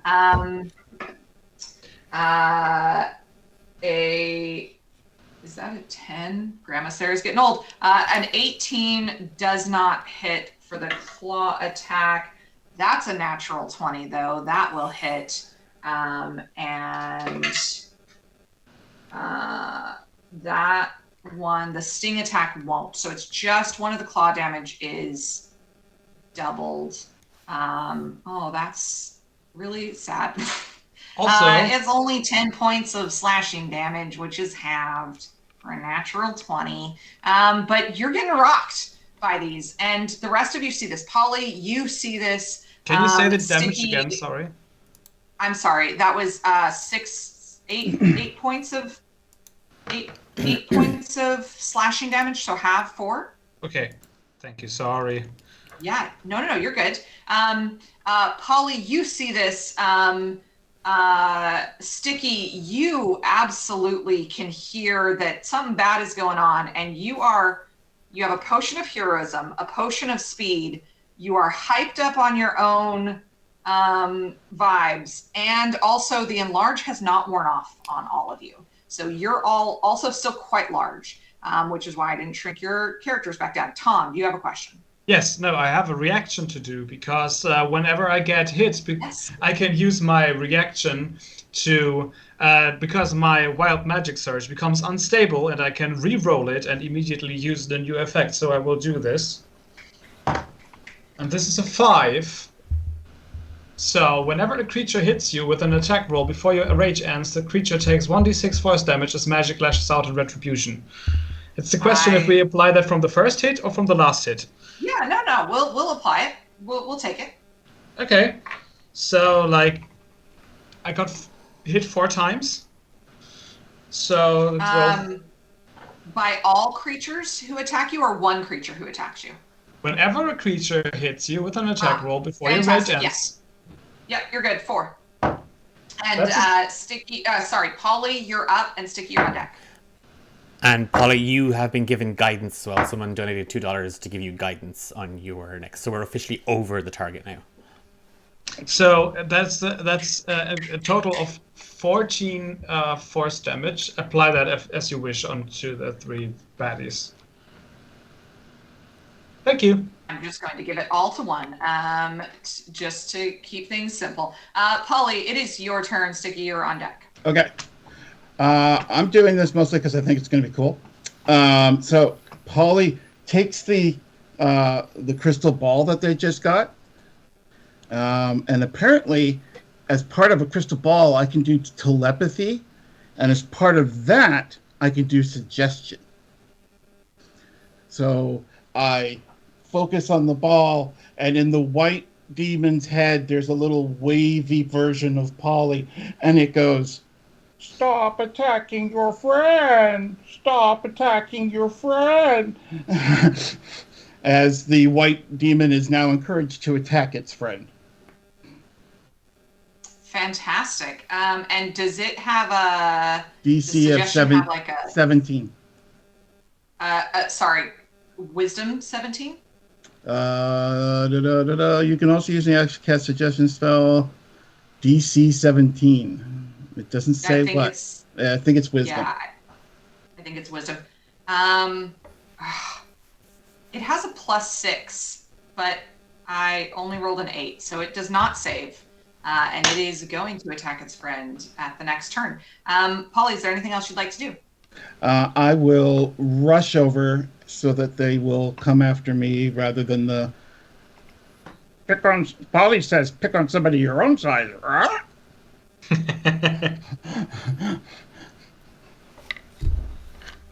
Fantastic. And Sticky. How good are we going? Sticky is going to down that bottle of the potion of speed, which gives Sticky haste properties. So Sticky's speed is now doubled again. So Sticky is now dashing at 200 feet. And it's that thing, I kind of see it as popping the bottle of the thing, docking it, and it's like, oh, you want to get sticky? And just comes running into the room. And is going to, I think, at Mr. Red, is going to, like, as they come around, kind of flanking maybe, and just start, like, scratching really, really badly into his back with their attacks. And I get to take, I'm going to take 2 actions, because the potion of speed gives me that as well. Also, Chelsea, if you're still in chat, I would love that crocheted. Just saying. Like, just gonna put that out there. So okay. And I'm also. I have disadvantage. I forgot as well. I was given disadvantage, so I will roll that again, just to be fair. That's a 15 to hit on the first attack. 15 unfortunately does not hit. Okay. These guys have all that natural armor. Okay, I will take my second action. Okay, that is a 17 to hit. And will I spend... Does a 17 hit? Nope.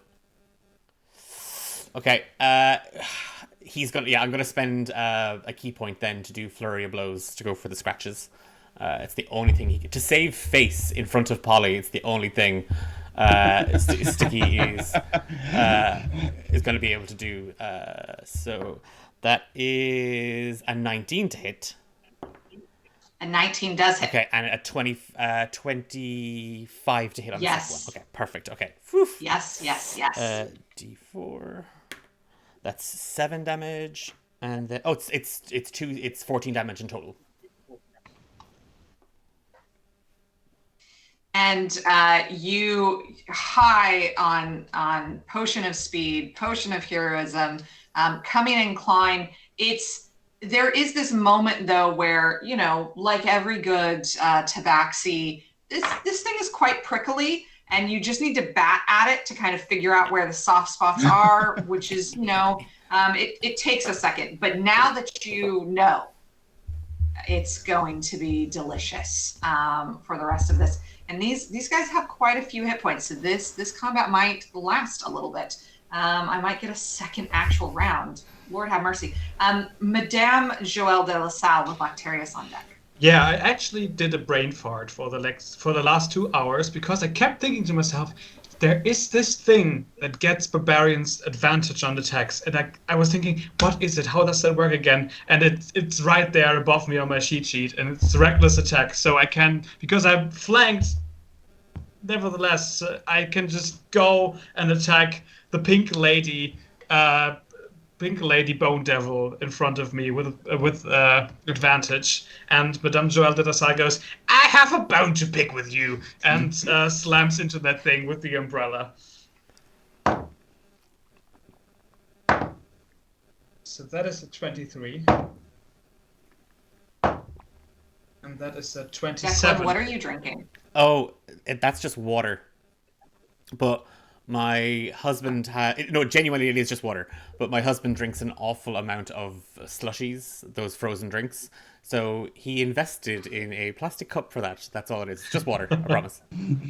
Hydrate, folks. I'm so jealous. There is not a good slushy place. I'd have to drive to Natalie's to find a good slushy place. They don't exist in Nova Scotia, and I miss them so much. Somebody wants to come open a 7-Eleven here, please do. The closest one is Montreal. It's a nightmare. Tom, I will say, for the most excellent pun of I have a bone to pick with you, I'm going to give you max damage. All of those hit, but you just tell me what your max damage is. Perfect. That will be 17, 34, 40 damage of magical slashing against the pink lady bone devil. It, upon hearing your pun, cringes so hard it can't even protect itself. And you rip into it with your reckless attack. I love that so much. Is there anything else you'd like to do? Nope, that will be it. Absolutely. And Lactarius, Polly, you'll be on deck after the Bone Devils. Right. Still invisible. I just step a little bit closer. And then a little bit closer. The spores getting thick around me as my invisibility drops. And seeing that the Madame has taken quite a bit of damage, and they all gathered in a nice little bone pile here, I'm going to cast a 4th level Wither and Bloom and hit all 3 Bone Devils. Aww. So they must make a Constitution save of 16, or take half.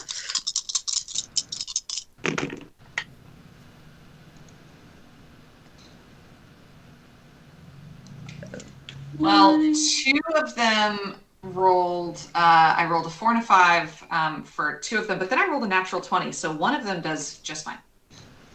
Okay, so it is 15 as the max damage, and then whatever half of that is, which is necrotic, and then the Madame can roll a hit die to regain some hit points. Oh, that's very nice. I obviously will choose a d12, which is this die, which is a 7 plus your spellcasting modifier, right? Yes, so that is a +4. So that's 11 hit points back. Thank you very, very much. And with that, and now with so many more delicious morsels to attack, I think the Pink Lady has had enough of Madame de la Salle and is not going to engage currently, but is going to attack Polly. Oh no, babe, what is your AC? 13. Oh, well, that still did not hit. That is truly awful. These dice need a nap. But the second claw will hit, and the sting will hit also. Very good. Christy, can I get you to roll, please, a Constitution saving throw? Constitution saving. As this bone devil claw comes raking across you, pulling a couple of the feathers out. Con save, that 21. definitely will hit. You do take 19 points of damage, but as the stinger kind of gets into your shoulder, the poison doesn't seem to take effect. Your bones are hollow. I'm actually immune. I'm immune to poison. I don't know why. Oh, well. Because That's your bones good are in hollow. this battle. Very Very good. Yeah. Fantastic. And the mix white here is going to go for Lactarius, and that is 21. What's your AC? With the Staff of Power was at 20. Okay, so I Nice. gotta roll. Oh, that's another really good one. 25 and 24. All of those hit. Can I get you to roll me a Constitution saving throw, please? Of course. It's a nat 20 for a total of Nice. 25.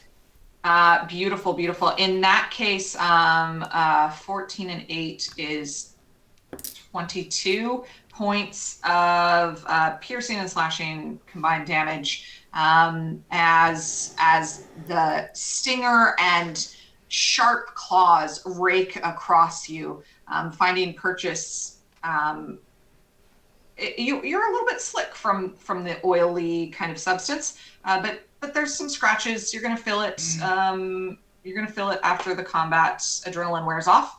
And the third one here. Since he's in my space, since this devil's now in my space and my spores do not like the damage I was dealt with, they will take a 1d6 necrotic from my spores as a reaction. Spores. More spores. For a total of 3 necrotic, and they must make a DC 16 con saving throw or move away from me. They rolled I rolled a 15 plus 4, so 19. Okay, so they still take the 3 necrotic, but they just get to enjoy being bathed in toxic spores as I click at them with my big black eyes. Creepy as shit. I love that so much. Well done. And the third one, Mittens, we said that you were in there and you were doing some scraping, yes, right? Behind the red bone devil. There we go.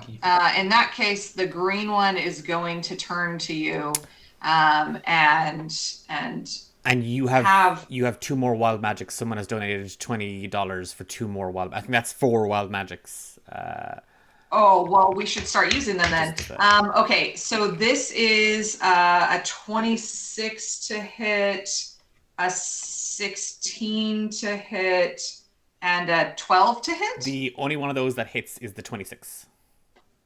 Okay, fantastic. And then you are going to take 9 points of slashing damage. And seeing that things are really starting to hype up, the party of pixies, the pixie posse up in the stands, cannot just allow the mistreatment of their sister to go unpunished. And combined, they have somehow managed to bypass some of Lord Oberon's features, and we will do another wild magic as sent from them. Shout out to Reddit user I am the Uga for this weird wild magic table. That is a 59.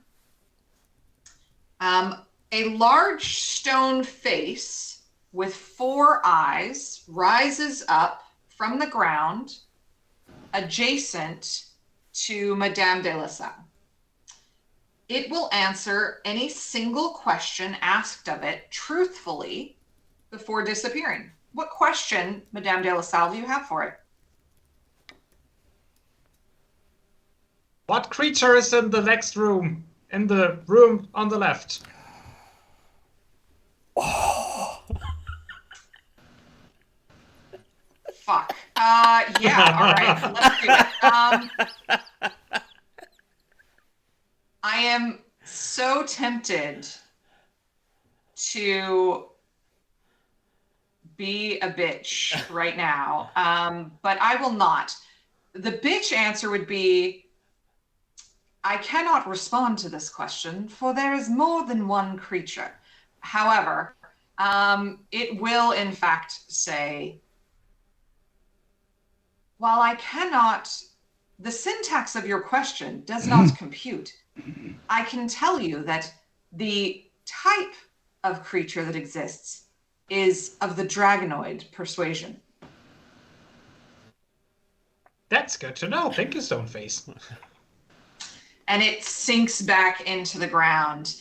And the pixies sit there looking at themselves for a second. Lord Oberon kind of looks over at them and goes, "Oh, you tricksy little creatures. That was quite fun. You know, we haven't seen that. It's very rare that we don't see something like that. Do it again. And so he gives them permission to roll a second, because I want to save, because I have 4, right? Yes. I have 4 in total. Yeah. Okay, but I want to do another one right now. No silicone dice.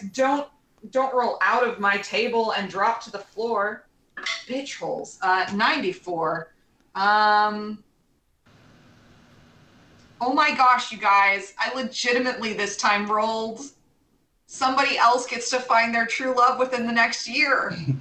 Aww. A lot of love. That's 2 of our party for half of our group is going to find their true love within the next year. So I want everybody to be thinking about this, because we'll ask at the very end, who would your true love be, and what would the rest of your life look like? I love that so very dearly. Thank you.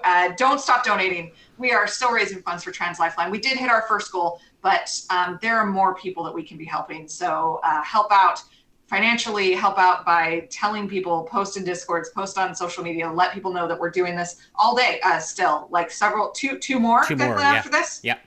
We're like at the just over halfway point, and then there's 2 more after this. So keep these going, and thank you to all of you who helped us reach the first 2,000. Is so helpful. Thank you for that. I think all the Bone Devils have gone, which would mean that it is Polly's turn. I just want to point out that a lot of people in the chat want Sticky to fall in love with Flicky, and Flicky to be the Dragonoid that's in the next room. I would like that. I will say, because of the rules around consent that I follow, around particularly romance consent, is that you cannot initiate romance with another character on stream the first time without talking to them first. You have to discuss this first, and discussion cannot happen the day of a stream, because we all have real lives and people have the right to discuss it for themselves. So audience, as much as I love the idea, I will ultimately leave that up to Declan to decide what happens for Sticky, and you don't get to give him shit for it. So that is my ruling as DM. I would thank you for coming to my TED Talk. I would just to kind of further that, I play Flicky. So Sticky would be falling in love. I would be falling in love with myself. I've already had to flirt with myself in the podcast. It is the stupidest thing ever.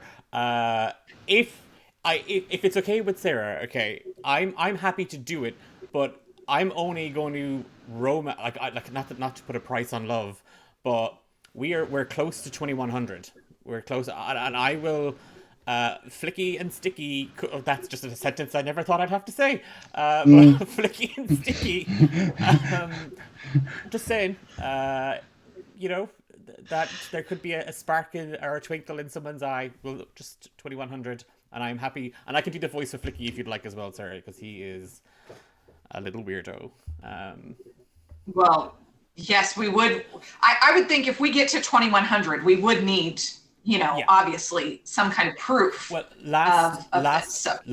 last time we had a charity stream, which was in March, we were raising funds for the Irish Cancer Society, and Flicky was an NPC, was only in like the better half of maybe 15 minutes of 2 episodes. He is a rowboat captain in the city of Tezrab. He is the captain of the Love Boat. He died after meeting the party, and then in the charity stream people were able to nominate a character to return from the beyond, and Flicky resurrected, and we got his episode, his return, his revival arc only released on Friday. So there is room for Flicky, and also just as to incentivize Hephaestus, Amber, who's in the chat, I know she's in the chat, it could divert Flicky's attention away from you, so just I'm going to put that out there. And if you donate a lot of money, we can possibly see Flicky and Sticky tattoos. Yes. Okay. I will leave that to chat to sort out. We have 45-ish minutes left. So, do your business quickly, and support Trans Lifeline. Fuck turfs. Polly, what are you doing? I am going to use my jump ring to leap into the air without having to use my wings, come down directly on this guy's face in flurry of blows. And that's the red, the Miss Red or whatever, Miss Pink. Yeah, Miss Pink. Miss Pink. All right. 15. 15 does not hit. Well, I get up there, I'm not using my wings. I'm just not rightly balanced, and without a flurry of blows, I just come right back down to the ground in a disappointing act. And I will use my another key point to use my bonus action to slap him too. By all means. Yeah, my slap of disappointment. Oh, even the slap of disappointment. Can I use my? I'll use my guidance. Yeah. It's plus 4, right? It is, and that would hit it. Yeah. Yeah, go for it. All right. Thank you, whoever gave me the guidance. For 6 whole points of damage. It is just a slap. Yeah, starting to look very rough now. We love to see it. Sticky, you've just seen your chosen arch nemesis of this campaign is not the baddies. It is your partner, obviously. Not be able to do some really cool stuff. This, I'm sure, hypes you up a little bit, even more than you already are. How do you respond? Sticky does that little kind of like cat click, like and just sort of like gives like a kind of a very kind of almost like a kind of a guttural kind of purr sound, kind of like Ollie, and steps in with sort of a kind of a spinning sort of like lunge with the rapier to try and get the red bone devil attention away from Polly, because obviously all eyes on Sticky, and that is going to be a 19 to hit. 19 hits. And last time round, I did not add my sneak attack damage because I am silly and forgot. So I will add my sneak attack damage this time. That's 4 plus 5 is 9 plus 6 is 15. 17 piercing damage. 17, and with that, you carving into the bone devil's back as it's got its back to you. You don't like that you're not its center of attention, but you do start to hear the roaring applause from the crowd as it's clear to them that this is the final burst that this bone devil needed, and it bursts into confetti light. Succor as that's not the right word, as the pinata effect happens, the chime, and there's a little scroll pouch sitting there. Do you have more action? I do, yeah. Because of the potion of speed, I have another action to take, and Sticky is going to step into the kind of the glittering confetti, and just do that sort of like, you know, girl under the autumn leaves falling, like, I am awash with adoration, and again is going to jab at the green bone devil. Burnham's White Woman Instagram plays in the background. We're not, yeah, 100%, yeah, 100%. That is 22 plus 9. That is 31 to hit. Yeah, 22 plus will hit. Okay, yeah. Perfect. Okay. And then damage is RG8. So 3, 5 is 8, and then 13, and is 21 piercing damage.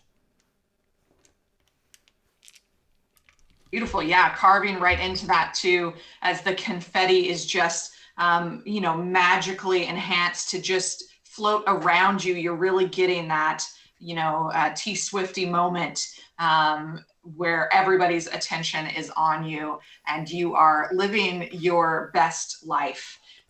Anything else that you'd like to do? Nope, that's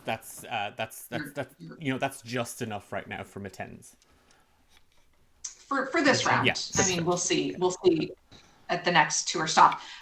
Madame Joëlle de la Salle, what would you like to do? Be aware that there is a scroll case that could be opened using an action if you'd like.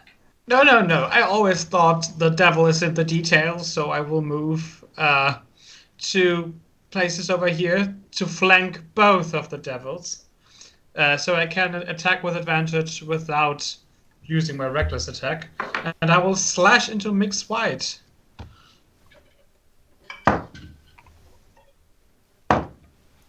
Which is 28.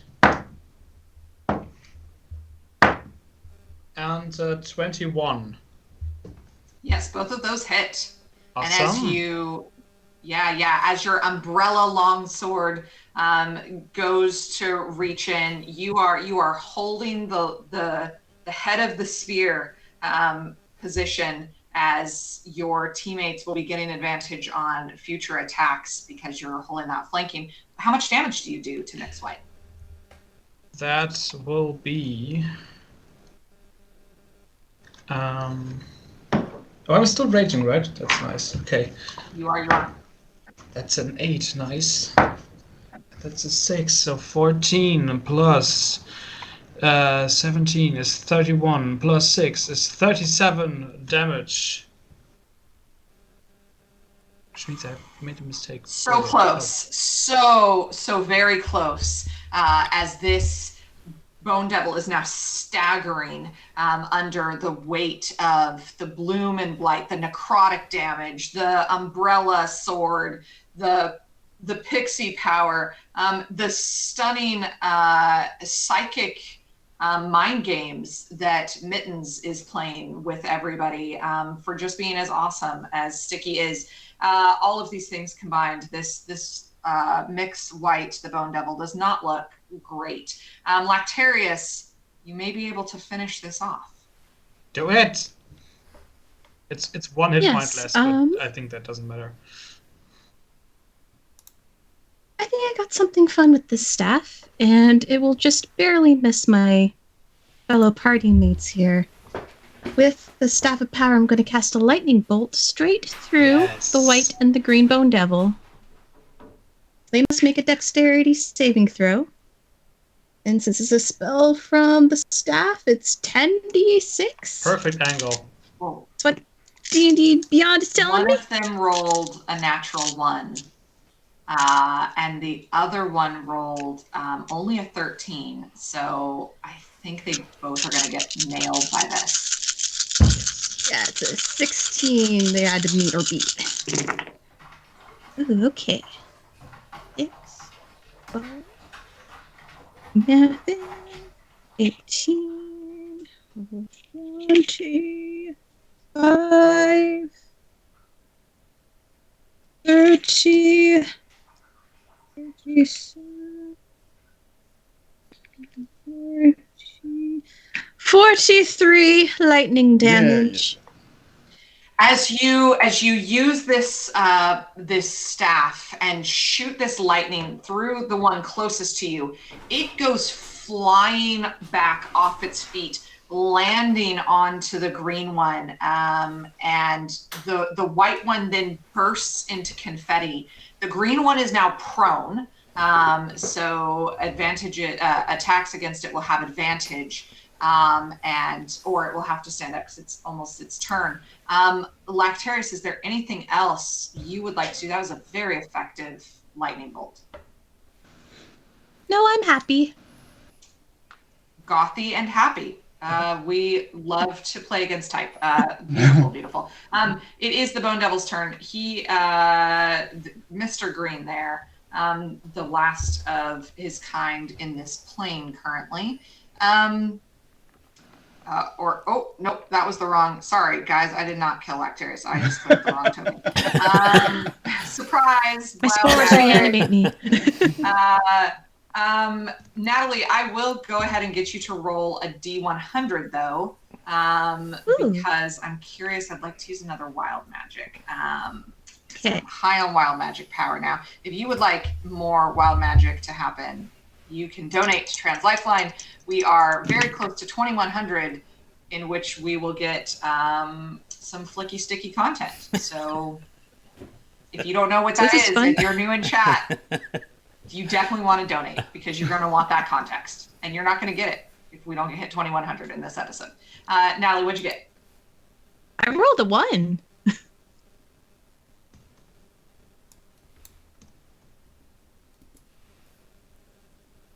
No? No? Yes? No? Is that No, you instant didn't. death? No, you didn't. What did you roll? Oh, yes. No, I rolled an 80.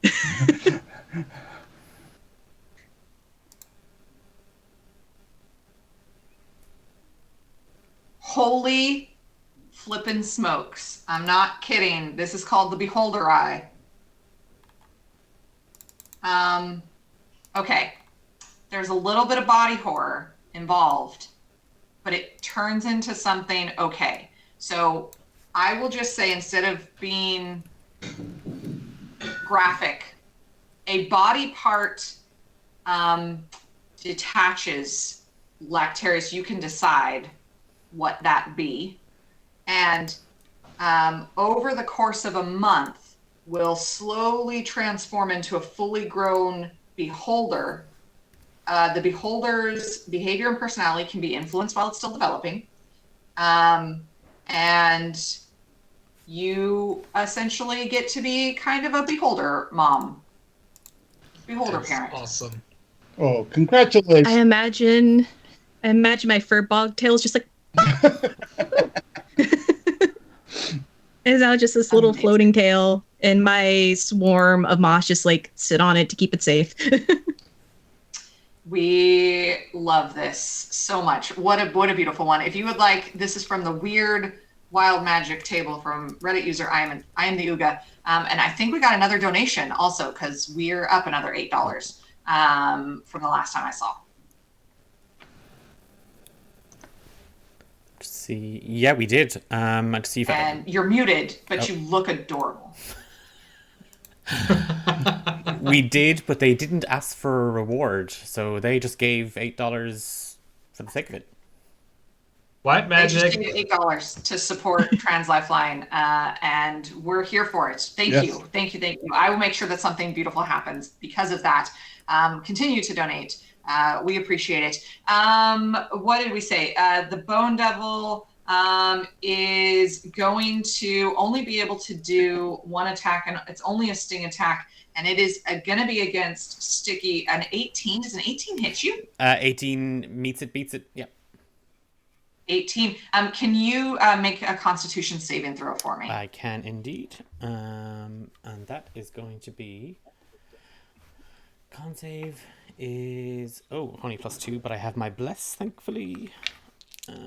So that is 21. That is 25 on the con save. Oh, yeah. You're totally fine. You will take 13 points of piercing damage as the stinger wraps up and just gets you. Sorry. Can I use my... I have my reaction. I have Uncanny Dodge, so half that. Yeah, absolutely. Absolutely. So go ahead and half that. And it gets you like... the stinger comes up and it gets you right in the funny bone. And so it's not that it does a lot of damage, but there's that. Yeah. If anything, Sticky is going to lean into that. Like, he's looking for audience sympathy. It's that, like, oh my god, is anybody here a doctor? Yeah. It's a total soccer fall situation here going on. Hundo. We love it. We love a well fleshed out character. Going up to the top, Polly. What say Polly? All right. Well, Polly actually is going to say something, because Polly has spent the whole last round thinking up their catchphrase. So, Polly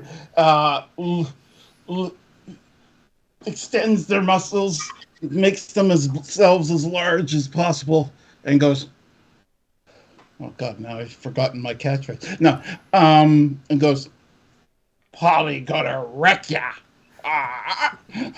And flurry of blows the remaining bone demon, hopefully finishing it with a massive slap with the wing. But let's see if they hit with the flurry of blows first. If I can get my browser to stop acting up. Here we go. All right. 23. A 23 will hit. All right. So he starts off with his flurry of blows, smacking this guy about the head for 11 points of this lady about the head. And for 11 points of damage. Then with my open hand technique, I'm going to try and smack them to the ground. They have to do a dex save of 12.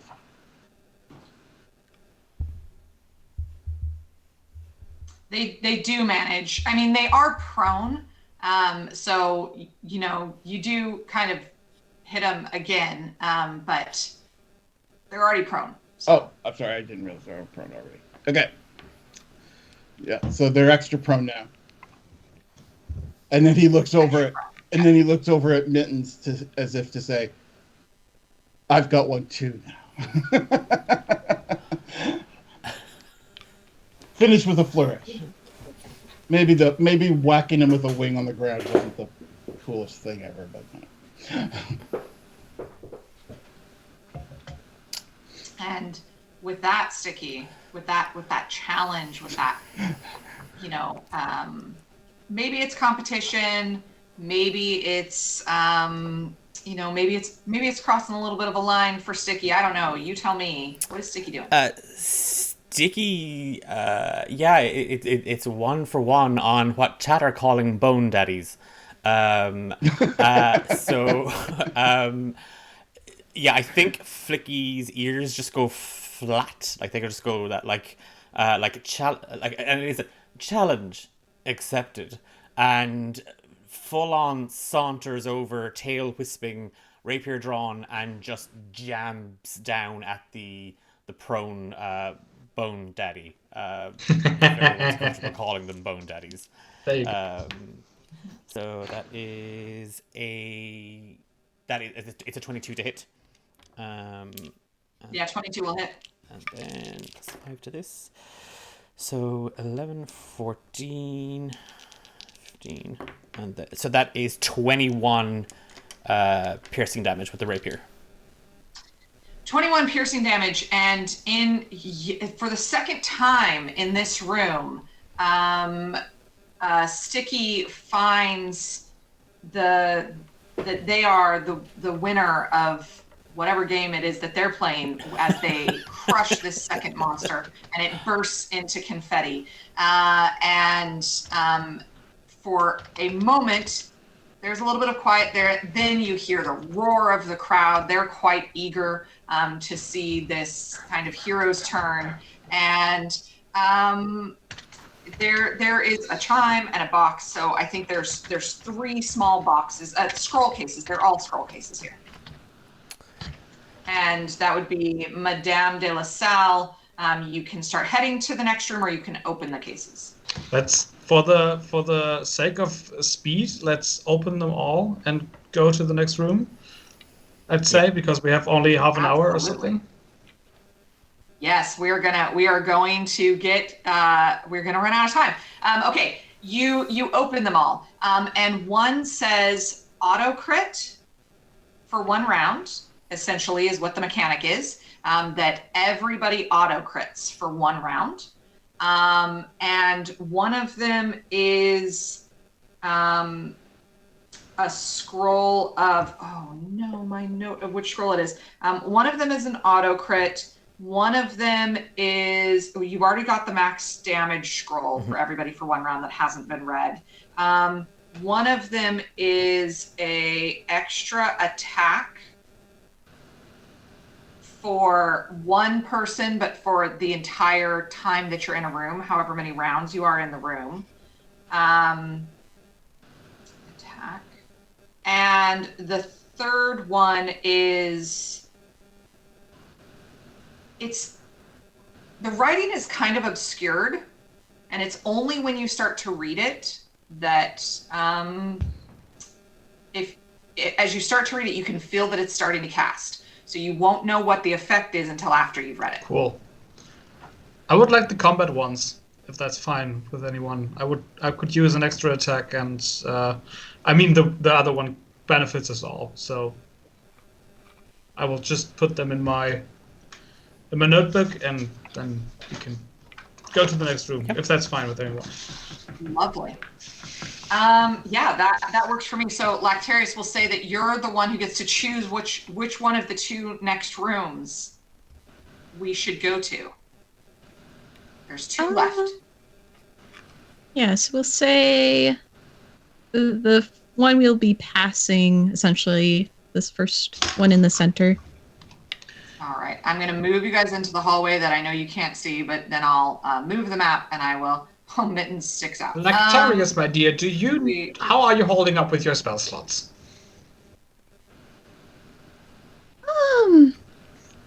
I suppose I could use the scroll to get a 4th level back. I could give you at least maybe a 3rd level back. I will do this. I will use bolstering magic, and you get a 1 1st level spell slot back at least. If that is of any use, I can do that. Cool. And as you all are chatting and thinking through your strategy, you all make your way to the next room, and in it are what should be kind of bats, but they are larger, angrier, and somewhat more fangy. And whereas bats kind of stay away from people, these ones eye you with, the way that Sticky was eyeing the potion of heroism earlier.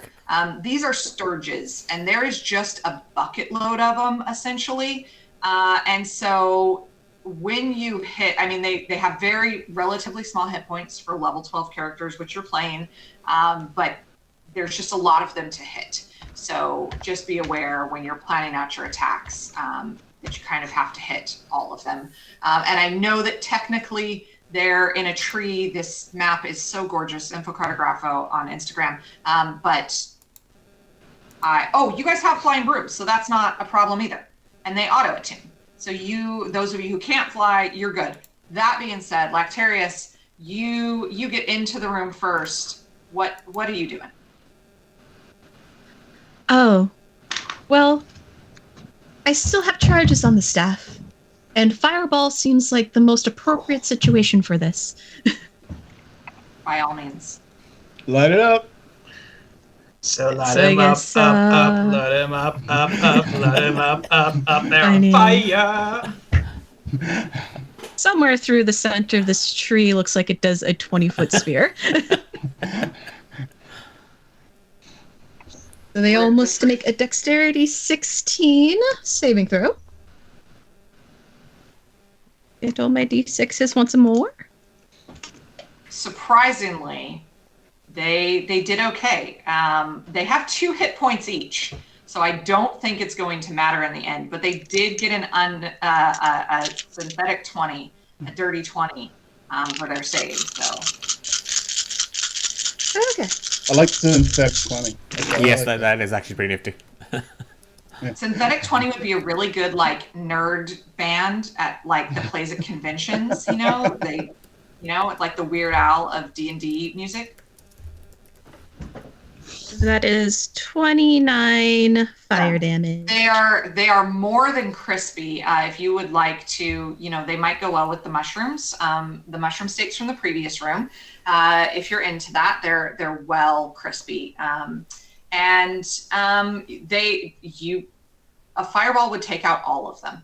And we love, audience, do we not love to see somebody just walk in and wipe out the entire room of baddies so that we can all get to the one room that we really wanted to get to in the first place? We do love that so much. And conveniently, I'm just moving some things around. It's going to be Polly who gets you all into the next room. And, why even delay any longer other than I have to move people's characters, that Polly would get to walk into this room. Now, even before you get there, you can hear the very displeased screeching of more than one creature. You hear wings beating. You hear claws scratching against the ground, because this is not just one dragon. Why would Lord Oberon waste his time? We, in fact, are fighting 3 of Mother Tiamat's little princes and princesses and babies. Now, these are young dragons, but we do have a young blue, a young black, and a young red dragon. And I should have been thinking, and I should have done like blue, pink, white for Trans Lifeline, but I didn't think about that. But let's assume that I did. They are. And you should donate to Trans Lifeline right now, because they're going to need it. Because I still have Wild Magic, and I still have an advantage that I haven't used. I've been holding on to it. So now's the time. We're $50 away, and like 20 minutes, friends, to kill 3 dragons. Polly, you go. Sticky, you're on deck. I just want to say I want to know what the stats on a pink dragon are. Well, I'm going to go after the black, because black does poison and I'm immune. So Nice. I am going to go up to this black dragon and use my catchphrase again. Polly.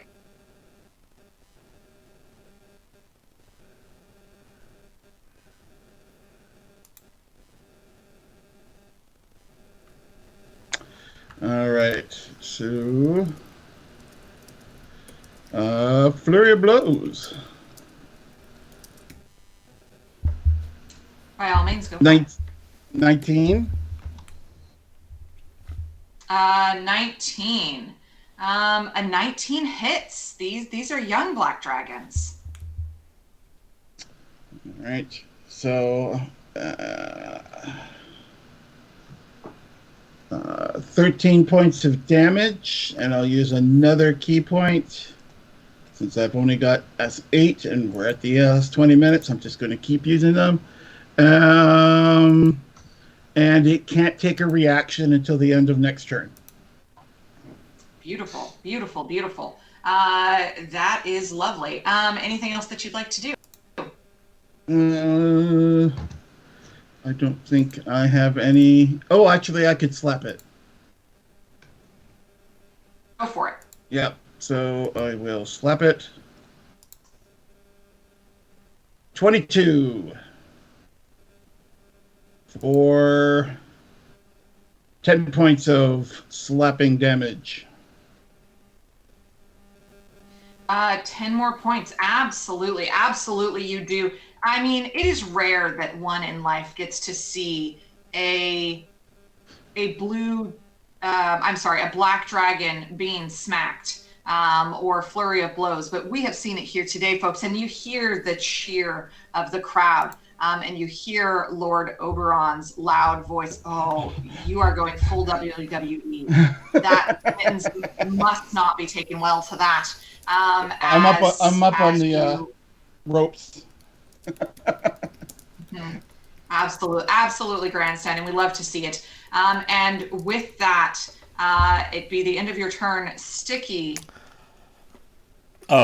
Sticky's gonna do what Sticky does best, and Sticky is going to try. I don't know if it's necessarily a combat maneuver, but he is going to try and get on top of the back of the red dragon. If at all possible. I don't know if that's going to pertain to a particular. Yeah, it's possible. Okay. Let's go. And from there, I think is, I think he's going to talk to this. I think he's going to try and we've done a lot of fighting, and Sticky is a lover as much as he is a fighter. So he's just going to just kind of, try to get around the red dragon a little bit. Does not speak Draconic at all, but is going to definitely try to get on top of its back, kind of close to its ear, so he can kind of start whispering to it. And what I just look, chat, I know we're trying to raise $50 more to get to 2100s, that Sticky Flicky fanfic can be made here. but I kind of love the idea, audience, if you'll ride along with me for a moment, that Sticky has walked into this room and found his one true love. Yep. I think I can see some possibilities, and I just want to know, what is Sticky saying to this young red dragon? I have never in my 9 lives ever seen a dragon as jerkagony as you. I like, because he's not a smooth talker. He's not a smooth talker, or Sticky. But the chat's just said it's how you do. Yeah, it's the equivalent of how you doing from Sticky.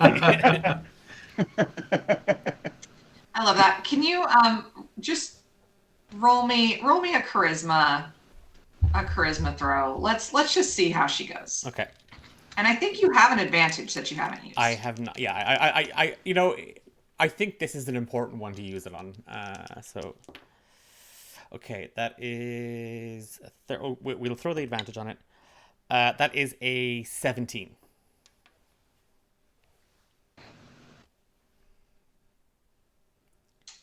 I mean, look, you're not trying to be deceptive. Mm-hmm. I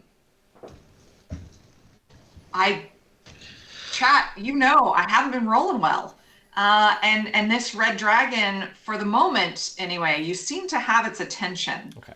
As it kind of starts to roll over to get a better look, you're able to kind of like climb as it's rolling.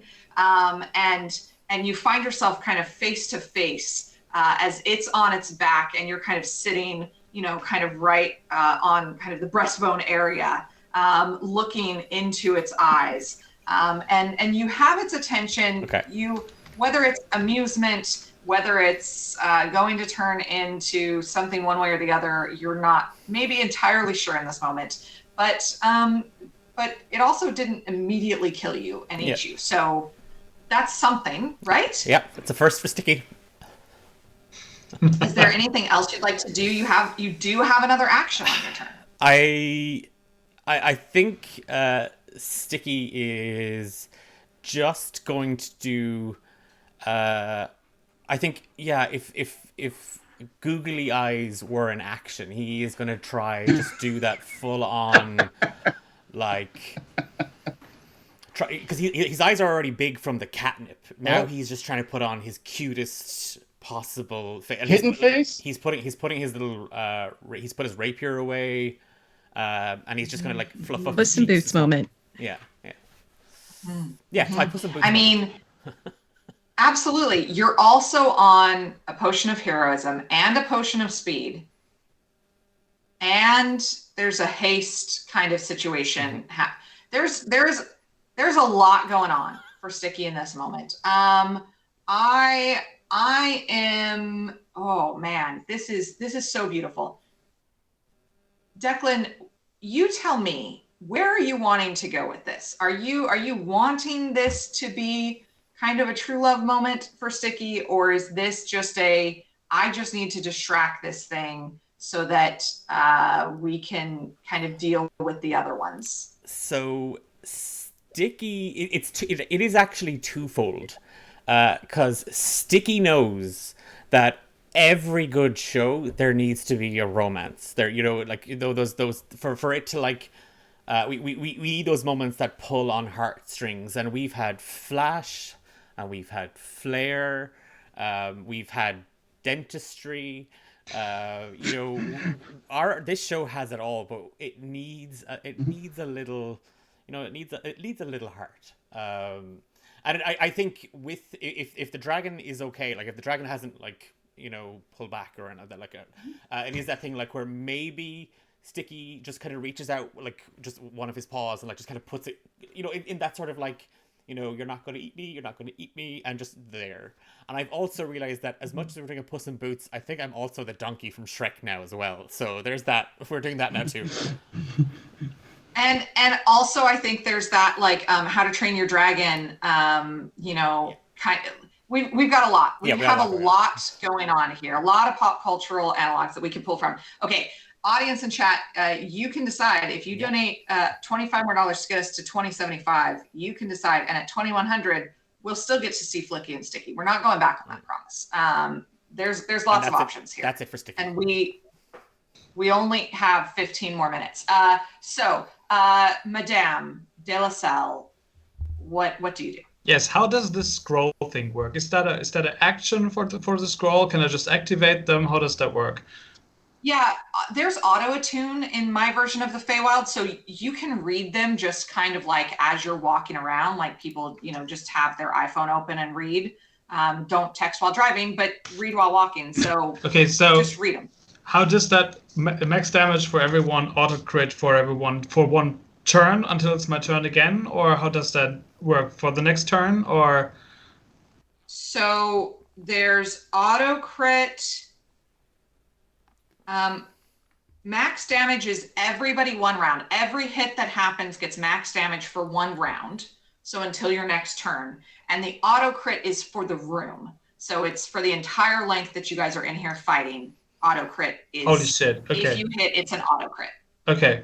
So, Madame Joelle de la Salle will enter the room, speed to the blue dragon, and whilst doing that, begins to sing in tongues while reading 3 spell scrolls at the same time, activating max damage for the round, auto crit for the room, and extra attack for herself, and wailing and laying into this blue dragon with 3 attacks that will auto crit and auto do max damage. So because this I have the closest equivalent that D&D gets to having multiple browser tabs open is reading multiple spell scrolls at the same time. Exactly. So, yeah, absolutely. Exactly. It's like watching her have 3 tongues or something, like going different things at the same time. So I don't have to roll. I just have to do math, and I think math is the end. Math is the real enemy. Yeah, exactly. We've all along the way. I will let boss. you do that while I talk for a second about Trans Lifeline. We are raising money for Trans Lifeline here at D8 Dungeon this weekend. We have already smashed our $2,000 initial goal. Thank you, everybody who supported. If you can support financially, please do so. There's 2 more shows after this. We've got about 15 more minutes, but there's 2 more shows after this. And we are raising money, as I said, for Trans Lifeline. Congratulations to the D8 Dungeon team for your hard work, and for thank you for choosing this awesome charity. If you can help out financially, please do so. But if you can't, please spread the word. Post about this in Discords. Tell people that it's happening. Tweet about it. Share about it. There was a giveaway, but it's closed for new entries because we're just about to go into our final couple of minutes. And we've got to move fast. We're against a literal time clock of the stream, but also the literal in-game time clock that Lord Oberon has set in this race of the champions. Tom, how much damage have you done against the blue dragon? I decided I wanted to rage as well. So that is... Oh, that's tendrils as well. Okay. Okay, that's 108 magic slashing damage against the blue dragon. And I also need you to do a Constitution saving throw, please. 22? Yeah, that's definitely high enough. Okay. And I get 1d12 hit points temporary. Okay. Yeah, but that's my turn. I lay into the dragon and hit it and hit it and hit it again. I right on top of the head, max damage. The magic guides my umbrella to find exactly the right spots between the scales of the dragon and just wounds it heavily, which also means, because that's slashing damage, that the creature has disadvantage on all attack rolls for the next turn. I mean, it would have disadvantage if it were still here, but your force of absolute frickin' nature drives it through its pinata existence, and it bursts into a variety of things, almost like our chat did, as a bunch of winners. Juliana, Gilly, I apologize. The real Baronzaya, Dope Pelt, I can read these, Cared Blue, and C. May. I apologize that I've butchered a lot of those. Congratulations on winning. Sarah, someone just donated $150. You guys. So they You're just bought amazing. there's 4 rewards that we haven't really pushed them because they're just, but there's 4 of these. They're limited. They're personal sessions that I will DM for you and 4 friends. If you donate $150, I will DM a one shot for you and 4 friends. $2,205. Flicky. My friends, you are doing amazing things. Thank you so much for doing that. You will have such a fun time with Declan in your one shot. If you would like one, you can donate 150 there. I'll do one. You want 150? I'll run Oberon's Race the Champions for somebody. If you want to donate another 150, if you want that, I can match that for sure. Absolutely. I mean, if anybody wants that, that sounded super self-aggrandizing, but that wasn't what I meant. Yeah, do amazing things. That is fantastic. Okay, the blue dragon is gone. The red dragon is potentially falling in love. The black dragon is still a threat. It is Lactarius's turn. Our little goth girl, technically enlarged, big goth Furbolg with Beholder baby in tow. What are you doing? Yes. I click on into the room, seeing the red dragon. I don't know what's that situation, so I just look towards the black dragon. And feeling embroiled by the magics, I'm going to cast a 5th level blight on it, which because of the max damage becomes 74. Nice. Necrotic. Well, it didn't really have that much left. And it, yes, this is a homebrew max damage and auto crit when things hit. So we love to see it. So yes, 75. It also bursts into confetti. And that's 2 dragons down. You guys have smashed this. I know technically we should go to Polly. And maybe we still shall. Polly, in this moment, you see your somewhat friendly adversary but also party mate, having a real connection with this red dragon, who should also be the enemy, maybe, perhaps. Time is ticking. You see the giant hourglass in the sky, the very last few sands, Oberon teal colored sands are falling through.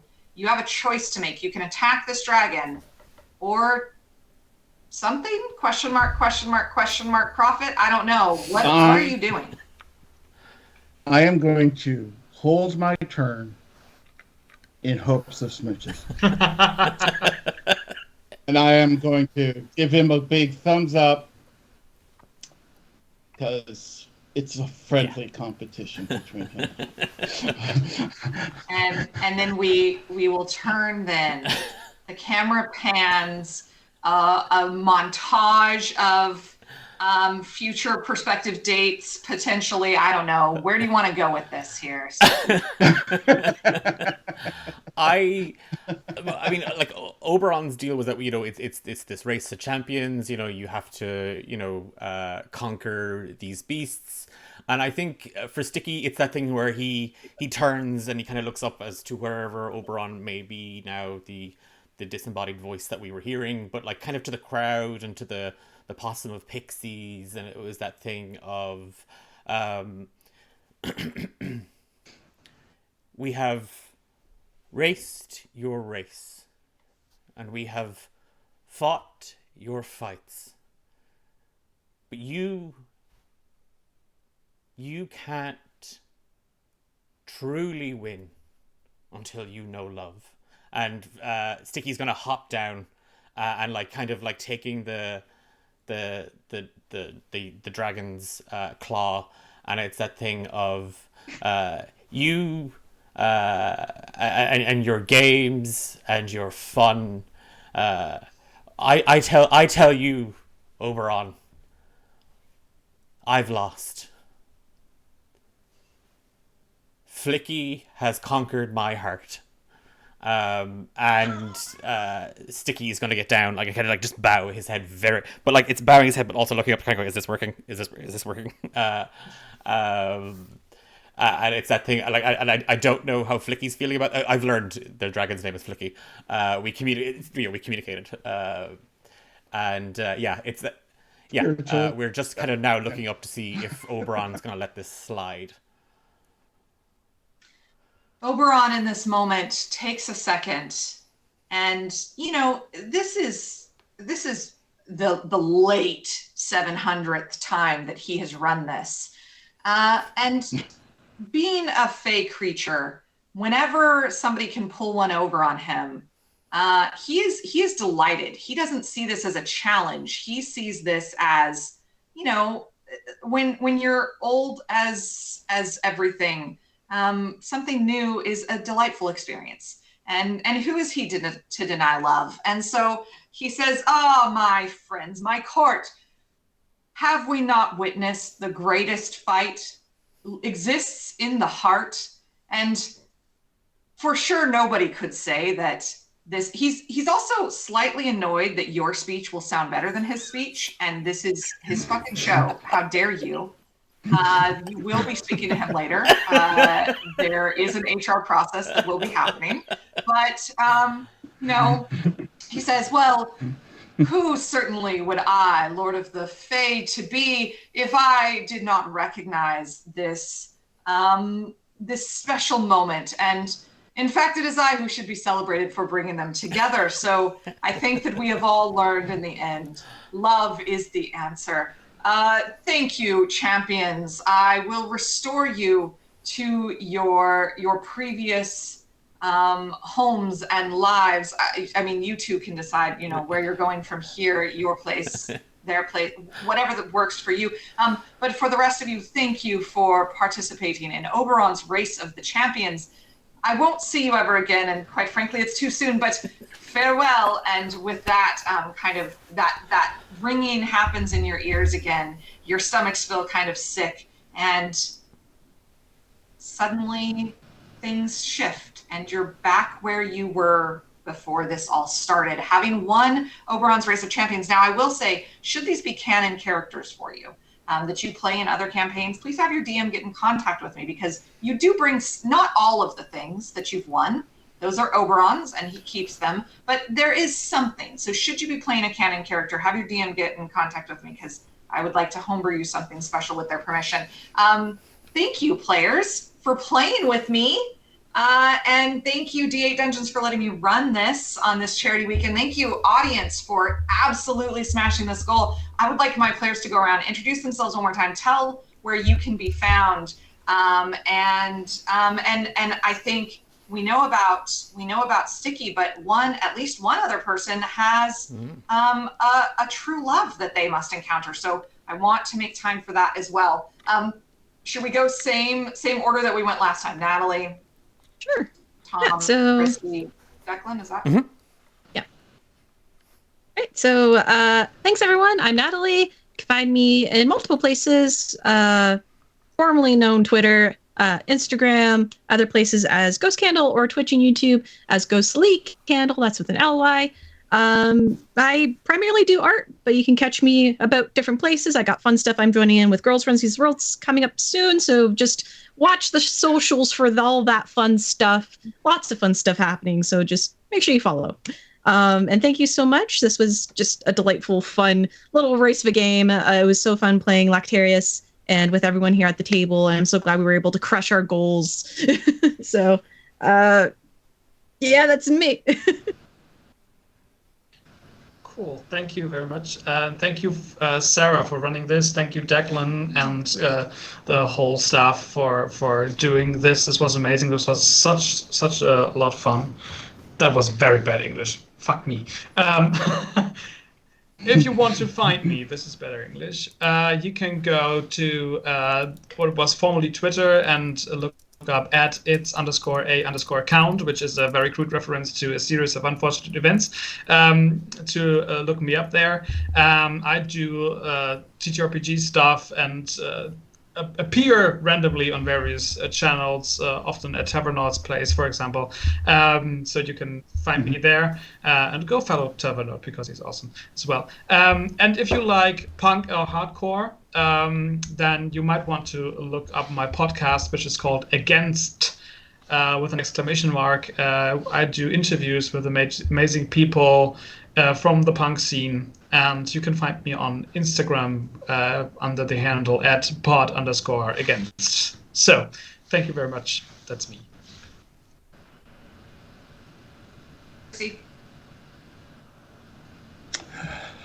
Hi, I'm Christy. You can find me pretty much everywhere at Christie's Quill, because everything is an @ these days. I'll be in a show, a pre-recorded show that should be out sometime September, October, called Unincorporated Cherry Junction. I'm in a lot of one-shots all over the place, so just keep an eye out on my socials for those kinds of things. And thanks for this great show. As a trans femme person myself, I know that these chat lines are a lifeline. So I just want to say again, Sarah, thank you so much for running this. I had an absolute blast. It was honestly so much fun. And you really should be checking out Girls Run These Worlds and Girls Write These Worlds as well. It's just such a fantastic group. So please do make sure, I will put the link and such into our streams and our command bots as well, just so everyone kind of follows it. Please do stick around. There are 2 more games to go. And coming up next, we have Philip and Mort, one of my favorite game masters and TTRPG creators, running a game of Mouse Ritter called Rumble in the Jumble Sale. And I have the privilege of being the DM who gets to close out D8 Dungeon Drive 2023. And I will be playing / ruining Adventure Skeletons with some phenomenal players. So thank you all so much for your donations and for sticking with us in chat and for making Flicky Sticky happen. I'm excited to figure out where that's all going to go and what we're going to do, but I will put my thinking cap on after this. And yeah. Well, thank you all again. I've been your Dungeon Mister, Sarah Moore, and you can find me at @smooreAD on most places. I am the CEO over at Girls Run These Worlds. My camera's not going to take it. Girls Run These Worlds, where we create 111 series and one-shots in the last 15 months. Just prolific creators of people. So if you are looking to tell a story and you identify in any way with any intersection of womanhood, you can DM for us, but everybody can play for us. So we have a community Discord that we've just launched, a merch store in case you're looking for a patch. If you're a Black nerd, we have Blurds Run These Worlds also, and all of our income gets split with all of our revenue gets split with our creators. And so yeah, please give to Trans Lifeline. Continue to stay here for D8 Dungeons, but come hang out with us. We're casting 4 things this weekend, including a zine that you can write for. So thanks for being with us, Declan and the team here. Thank you for letting me run something here. This has been such a blast. And really, I'm so proud of us. And audience, we smashed that 2,200 mark. So thank you all. We will see you for 2 more. Philippa, over to you.